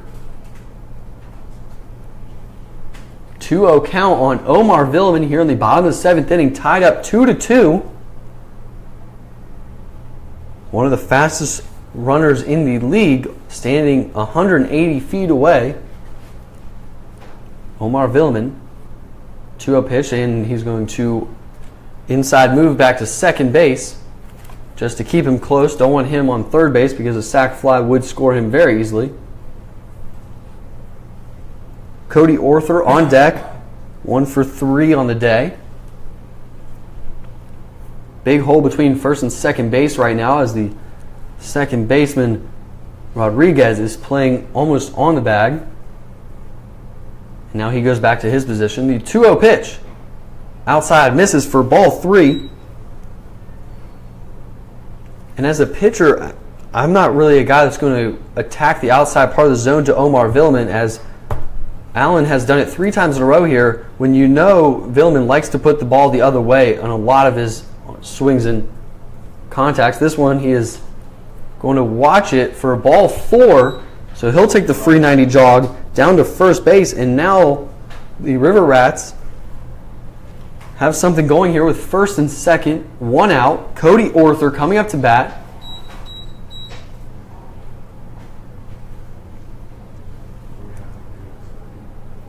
We're going to get a mound visit, and we're going to see if we're going to get a new pitcher on the mound, as Robin Allen has thrown 4 1/3 innings, 70 pitches coming out of the bullpen, I should say, because this is a continuation. But he started part 2 of game 1 of this doubleheader. Tied up 2-2. There is somebody warming up in the bullpen for the Winter Park Diamond Dogs. It looks like Zachary Drury.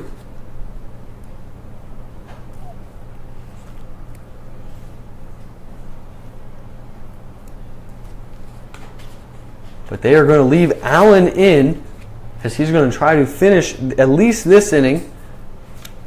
Here at Sanford Memorial Stadium, 89 degrees with slight wind to left field. Cody Orther, Mr. Singles, coming up to bat. Going to try to take the lead here. Third baseman number 8, Cody Orther. Orther scored a run back in the 3rd inning on an RBI single by Alejandro Martinez. Scored from second base on a ball hit into left field.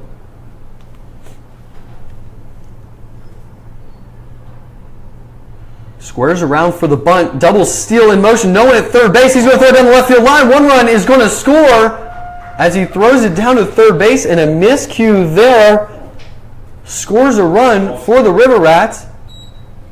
And now Omar Villman is headed to third base as they didn't throw the ball in from left field. And Omar is going to take third base easily after the miscommunication. And now we're going to get some words between the coach and the umpire. But since the ball wasn't on the infield, time was never called. Very weird play there. But the River Rats take the lead on the throwing error, I should say, by the catcher when no one's at third base. As the double steal works, Richie Rivera then scores, and we have a new score here at Sanford Memorial Stadium as the River Rats take the lead 3-2 here in the bottom of the 7th inning.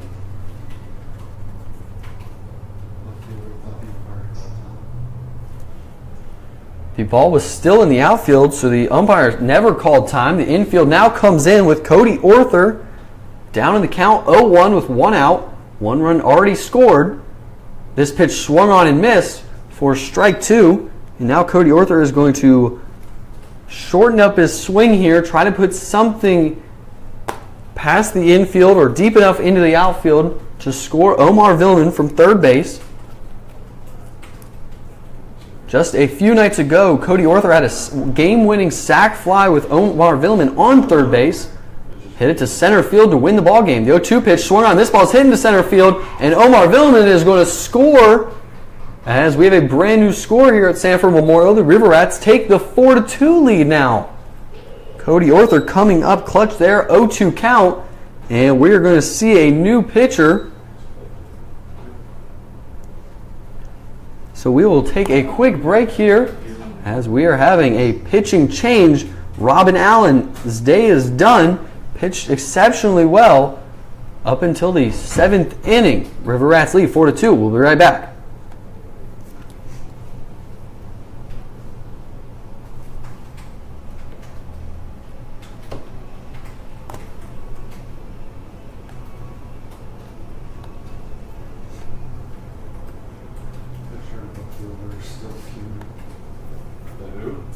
pitcher and the left fielder.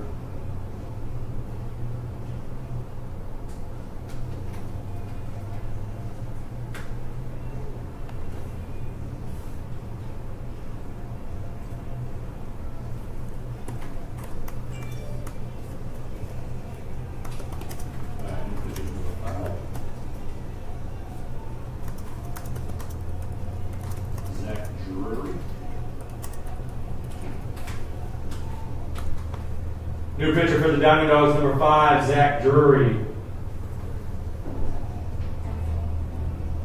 Drury. Is it like spelled like jury? D-R-U-R-Y.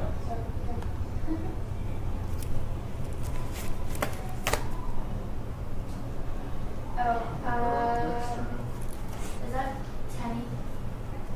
Who's first? Yeah. First. Yeah, I can't remember who it is.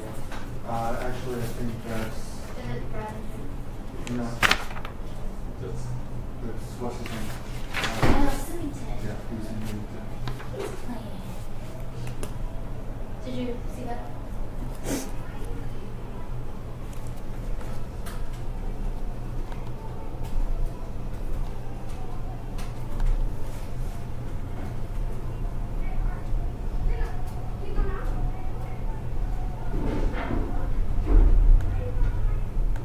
Hey, we're back here at Sanford Memorial Stadium. I'm Cody Shook as we're in the bottom of the 7th inning, and we have a new pitcher on the mound for the Winter Park Diamond Dogs, Zach Drury, coming into it with 15 2/3 innings pitched, 19 strikeouts, 2-1 record with 1 save, and sporting a 1.15 ERA. So a very quality pitcher coming into the ball game for the Diamond Dogs. From North Florida, the 5'11", 195-pound senior right-hander is going to come up and face Eli Marrero here with just 1 out in the bottom of the 7th inning. He's going to try to stop the damage here as this ball game still close, 2 runs. River Rats have scored 2 runs in this inning.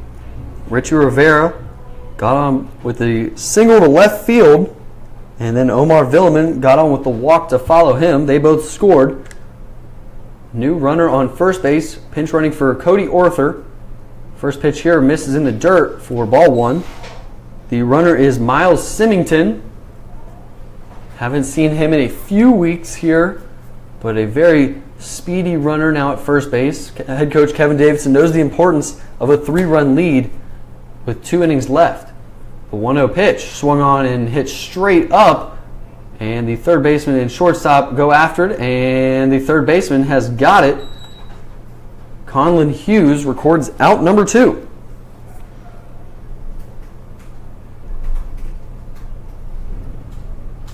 Drury comes in, throws strikes, and that is why he has a 1.15 ERA. He faces Alejandro Martinez, 2 for 3 on the day. Here in the bottom of the 7th inning, River Rats have 9 hits on the board to this point. This is game 1 of a doubleheader. Game 2 will only be a 7-inning ball game. The 0-0 pitch here. Miles Symington takes off for second base. Pitch misses outside for ball 1, and Symington slides in safely with the stolen base.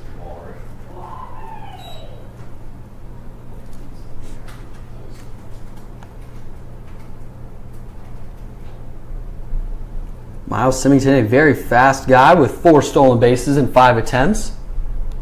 He is now in scoring position for a man that has 2 singles with 2 RBIs to this point.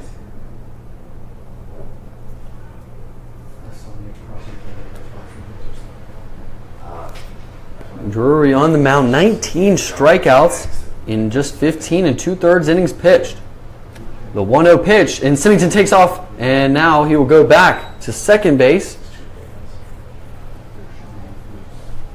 2-0 count here. Martinez popped up to shortstop in his last at bat. Batting .257 coming into this ball game, very respectable with 2 home runs, 11 RBIs. Heavy winds to left field now. 2-0 pitch. And this one fouled out of the stadium for strike one.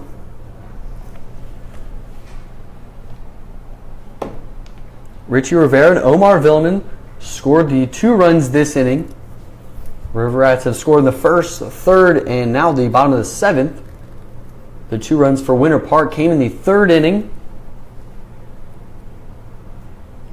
The 2-1 pitch here on Martinez, and another one fouled straight back and out of the stadium. And now we have 2s on the board, 2 balls, 2 strikes, and 2 outs. Thank you to everybody watching on Facebook Live. I appreciate all the likes and all of the comments. If you could please just share it so your friends and family can watch the bottom of the 7th action here with Alejandro Martinez up to bat and Miles Symington on second base in scoring position.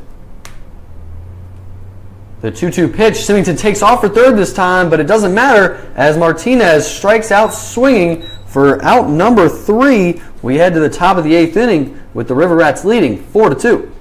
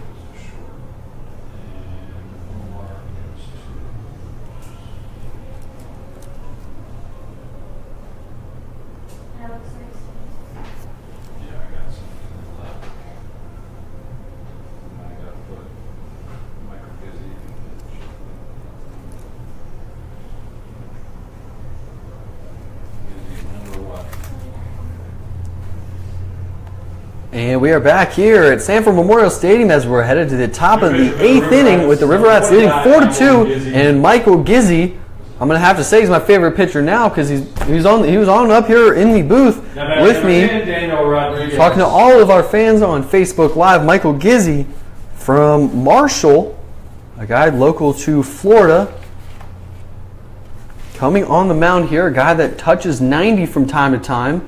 Gets the first pitch in there for strike one on the swing and miss by Daniel Rodriguez. And I'm really hoping Gizzy does well, or else Kevin Davidson, the coach, will probably not let him come back up here. The 0-1 pitch. In there for strike two. And I'm hoping he does really well so that way he comes back up here and talks to all of us.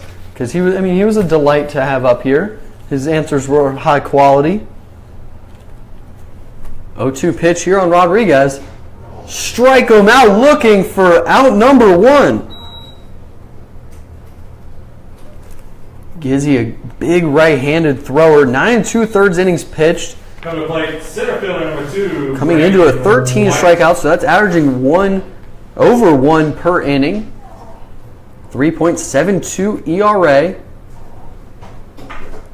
Going to face Brandon White from WVU here. And that one in there for strike one looking. So we've got Marshall on the mound and WVU at the plate. Big rivalry there as he talked about it just a few hours ago here during the broadcast. The 0-1 pitch in the dirt for ball one. I asked him if, he goes to WVU, so you automatically don't like him. He said, no, I don't know him. So we're going to see them battle it out right here in the top of the 8th inning.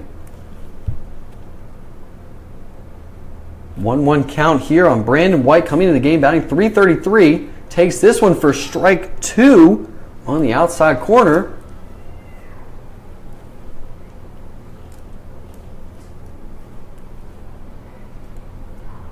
1-2 count with 1 out. Swung on and hit down to third base. Dathan Pruitt's got it, and he will not make the throw as Brandon White beats that one out for the infield single. Looked like Dathan Pruitt was unable to figure out which hop he was going to grab that one on. It was a very, very tough play down the third base line. Miles Symington is in left field now. Omar Villeman is at second base. Francis Villeman is at short, and Dathan Pruitt at third base. So Eli Marrero is out of the game now, as Christian Rivera, the All-Star Game MVP, is up. Takes this one for ball 1. Brandon White on first base. Rivera 1 for 3 on the day with a 2 RBI single into left field. Back in the third inning, this pitch swung on and fouled out of play here at Sanford Memorial.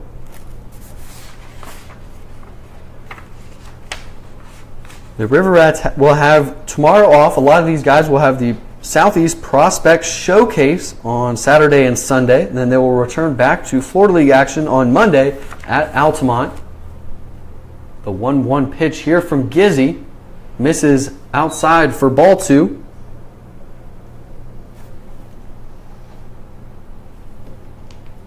Rivera coming into the game, .307 batting average with 2 home runs, 14 RBIs. Rivera went 3 for 4 in the All-Star game. This pitch misses inside for ball 3.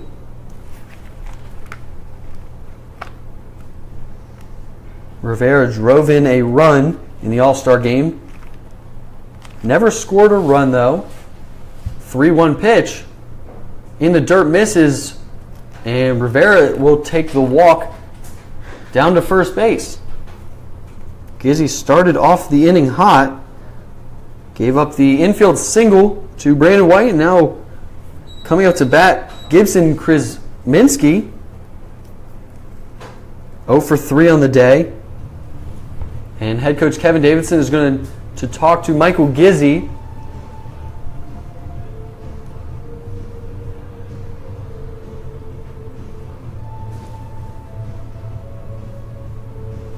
Gizzy, a very good right-handed pitcher from Marshall.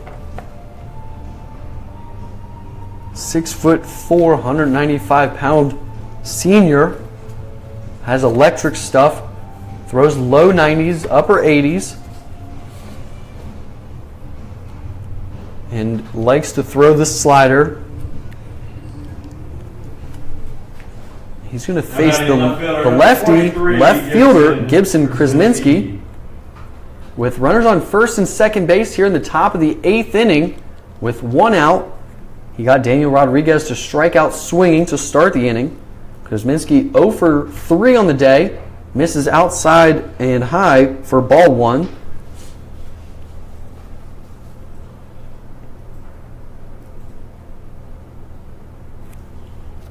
Looking for the double play ball here. 1-0 pitch. Swung on and missed for strike 1. Came with the off-speed stuff there. And Krasminski swung right over the top of it. Krasminski, a .253 batter coming into this game with 1 home run from the left side. The 1-1 pitch. Swung on and missed again for strike 2.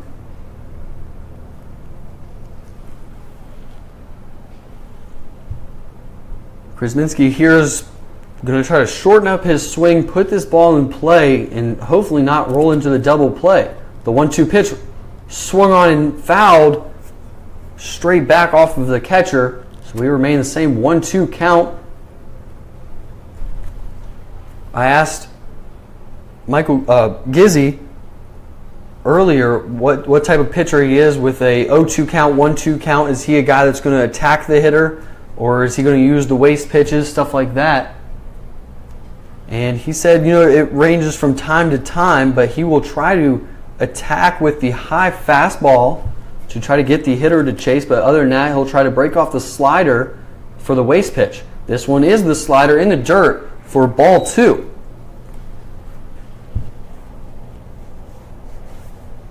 Game 2 is set to start at 7 o'clock here at Sanford Memorial Stadium. We're in the top of the 8th inning here.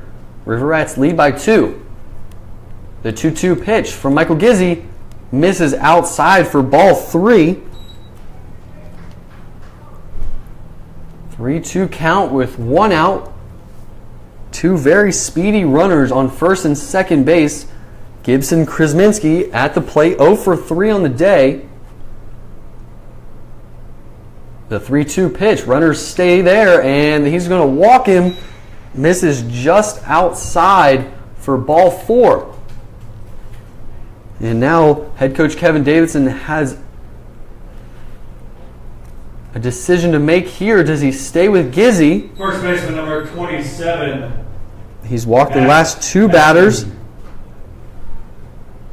And I think that he's going to stay with Gizzi on the mound.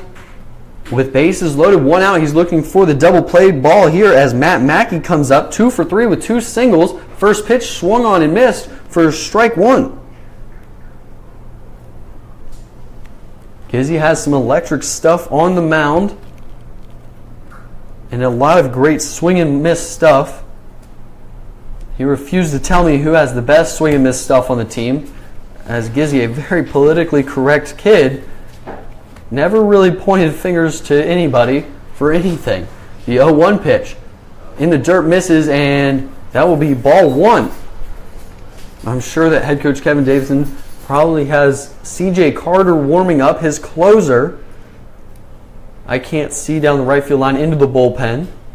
Nobody is warming up for the Winter Park Diamond Dogs.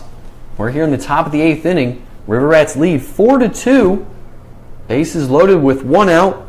Matt Mackey at the plate. The 1-1 pitch swung on and missed for strike 2.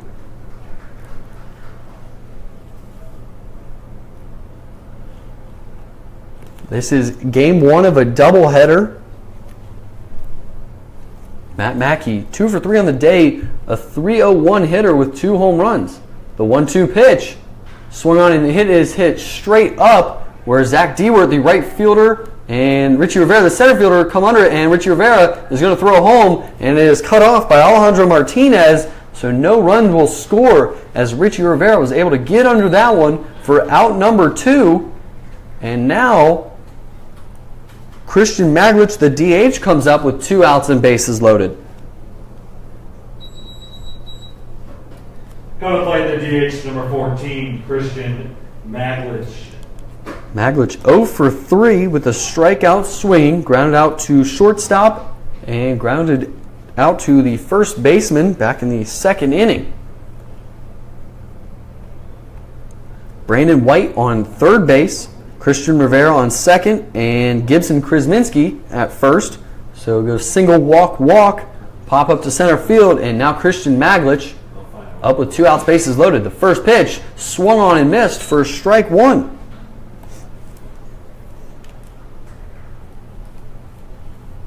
Maglich, .333 batting average with 2 home runs. This Winter Park lineup is stacked from top to bottom. The 0-1 pitch misses outside for ball 1.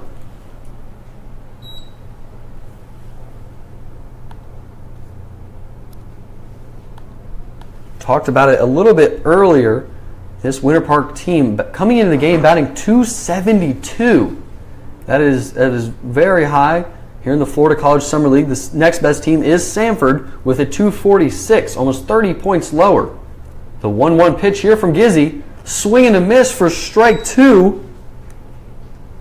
And we are seeing a healthy dose of the slider here as Gizzi is trying to work himself out of this jam with bases loaded, 2 outs in the top of the 8th inning. Kevin Davidson left him in. He has used 1 mound visit to this point. Christian Maglich at the plate. The 1-2 pitch swung on and missed. Strike him out for out number 3. Michael Gizzi works out of the jam as we head to the bottom of the 8th inning. Stick with us. We've got a good one here as the River Rats are going to try to tack on to that 4-2 lead.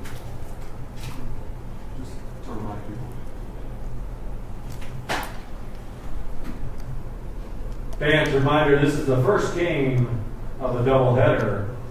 This game will go 9 innings, and the second game is a 7-inning with a 30-minute break in between. Sanford River Rats would also like to thank their presenting sponsors for the 2017 season, the Sanford Herald and Wasteboro.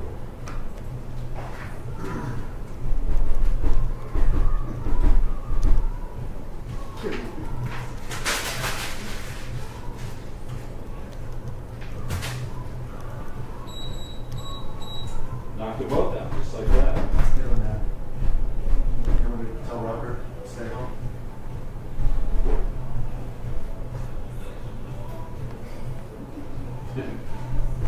Robert's a lot of It was fun here last night. fun. Cody, did Philip talk to you about the thing? Is that okay with you? Good.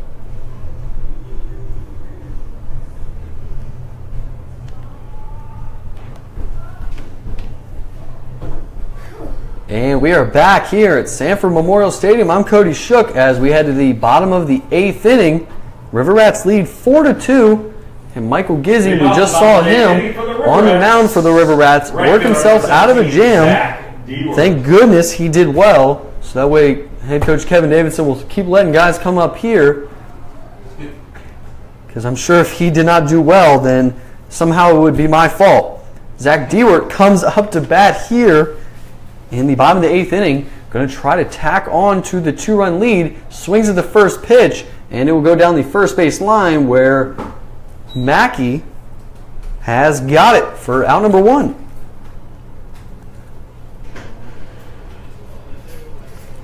Head coach Kevin Davidson, I'm sure we're going to see C.J. Carter, one of the most electric pitchers in this league and one of the best closers for sure, come into this game in a save situation. He knows how important a win against the number 2 team, the Winter Park Diamond Dogs, would be. Anthony Mulrine is now up to bat. It's a great question. Tremendous question. Parker Quinn on deck. It's a very This pitch complicated- is in there for strike 1. Mulrine 1-1 count. That's way, because there's different ways you can do it for getting like 3 innings of pitch, but usually come in there with less than 3. Drury on the mound still. 3-run gap. 1-1 pitch, swung on and missed for strike 2. Thank you to everybody watching on Facebook Live. If you're ever in the Central Florida area, come on out to Sanford, especially for Game 2 today against these same teams. 1-2 pitch in the dirt, misses for ball 2.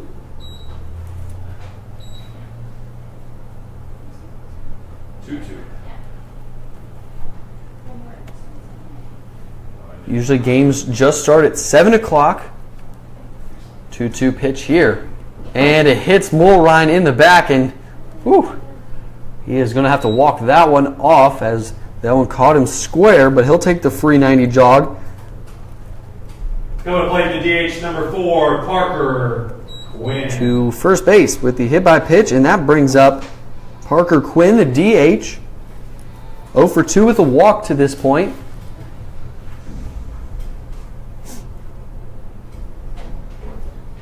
First pitch here misses outside for ball 1.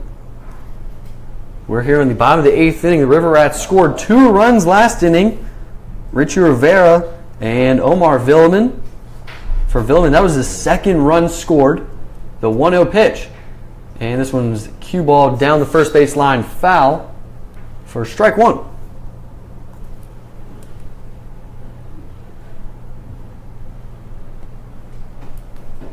So here I get the pleasure of teaching your music next year. Is that still the case?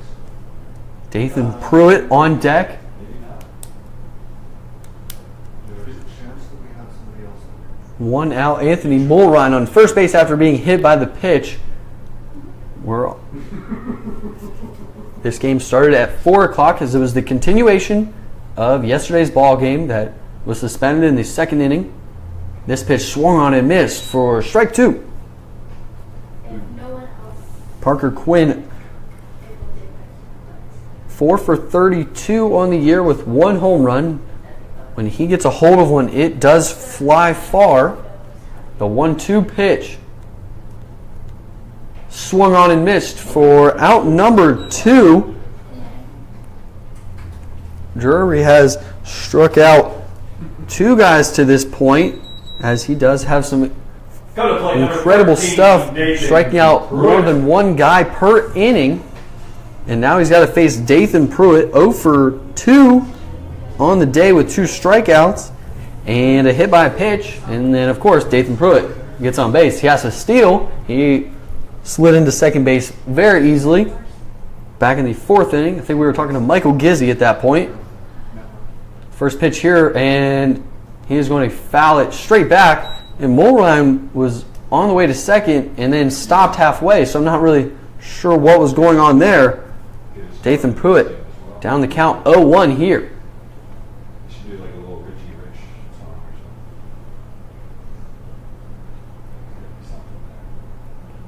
And now he is picked off at first base, and he is in a rundown and throw it from first to second. Second back to the pitcher at first base, and he will be out for out number 3 on the caught stealing there. As we head to the top of the 9th inning, River Rats lead 4-2. Stick with us for the conclusion of this ball game. It's been a good one so far, and I'm sure with Michael Gizzi coming back out for his 2nd inning of work, it's going to be an interesting one here as we close it out.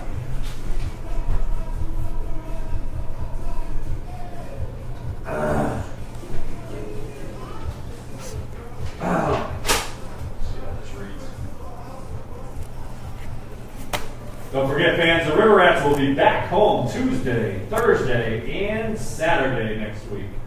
Tuesday's game against the Altamont Spring Scorpions will be presented by our friends at Look Local Magazine. Thursday is our second to last Thirsty Thursday of the season. And all Boy Scouts and Girl Scouts get in free for Scout Night. Saturday is First Responders Night, when all police, fire, medical, first responders get in free. We will also have emergency vehicles on display, including a sheriff department helicopter. You can visit right here in the outfield. That's First Responders Night next Saturday, July 22nd.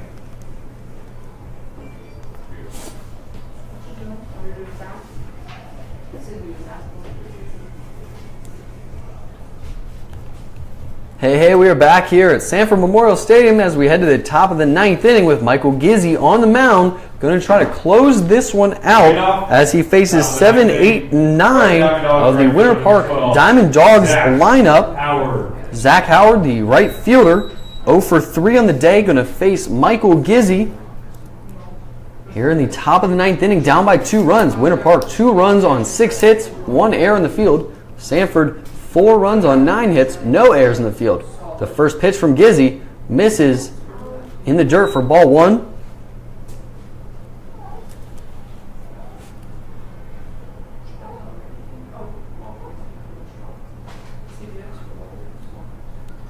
One-zero count here on Howard, and drops in the slider for strike 1. We saw that was his out pitch back in the 8th inning when he found himself in some trouble with bases loaded and 1 out, was able to come out of it without giving up a run. This pitch swung on and fouled straight back for strike 2. The Sanford River Rats have a 14-game home winning streak here at Sanford Memorial Stadium, so they're going to try to extend that. And they are 21-8 on the season, and as they find themselves in first place. The 1-2 pitch from Gizzi swung on and missed, strike him out, and now we're going to throw down to first base for out number 1.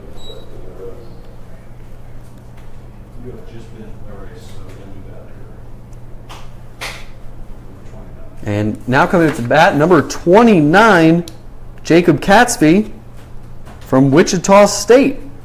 The first base outfielder. Pitch hitter, number 29, Jacob Catsby.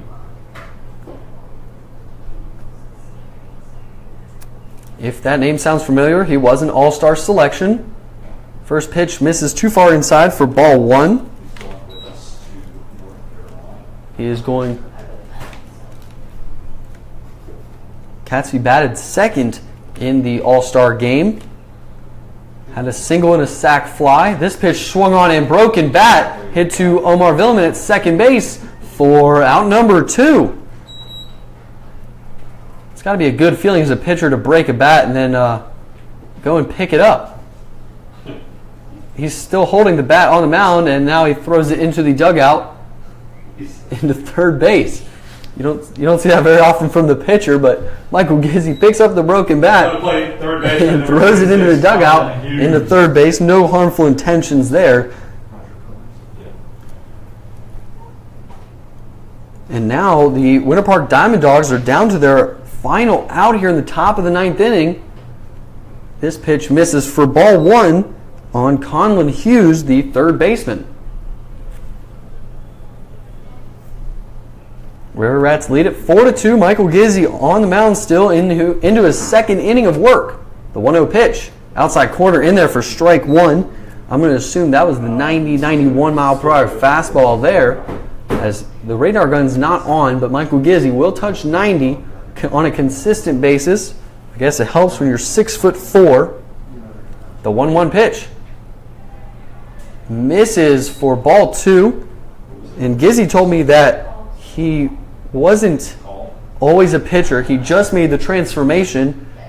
And I was just stunned, because how do you make a transformation like that and come up throwing 90 miles per hour? He said he was an outfielder, and that's why from time to time he will get to run the bases for these River Rats. The 2-1 pitch in there for strike 2. And now the Winter Park Diamond Dogs are down to their final strike here in the top of the 9th inning. 2 balls, 2 strikes, 2 outs. Conlon Hughes at the plate. The 2-2 pitch from Gizzi, and fouled straight back and out of play.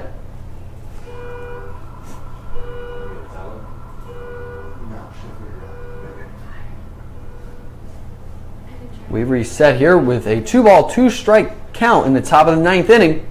Game 2 of this doubleheader will start after this one. The 2-2 pitch gets away from the catcher, and that's ball 3.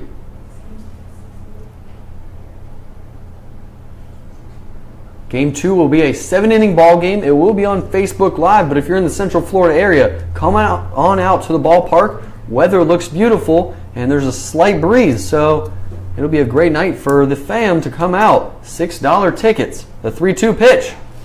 Strike him out, looking to end the ball game. Michael Gizzi comes in and shuts the door on the final 2 innings, and the River Rats win it 4-2.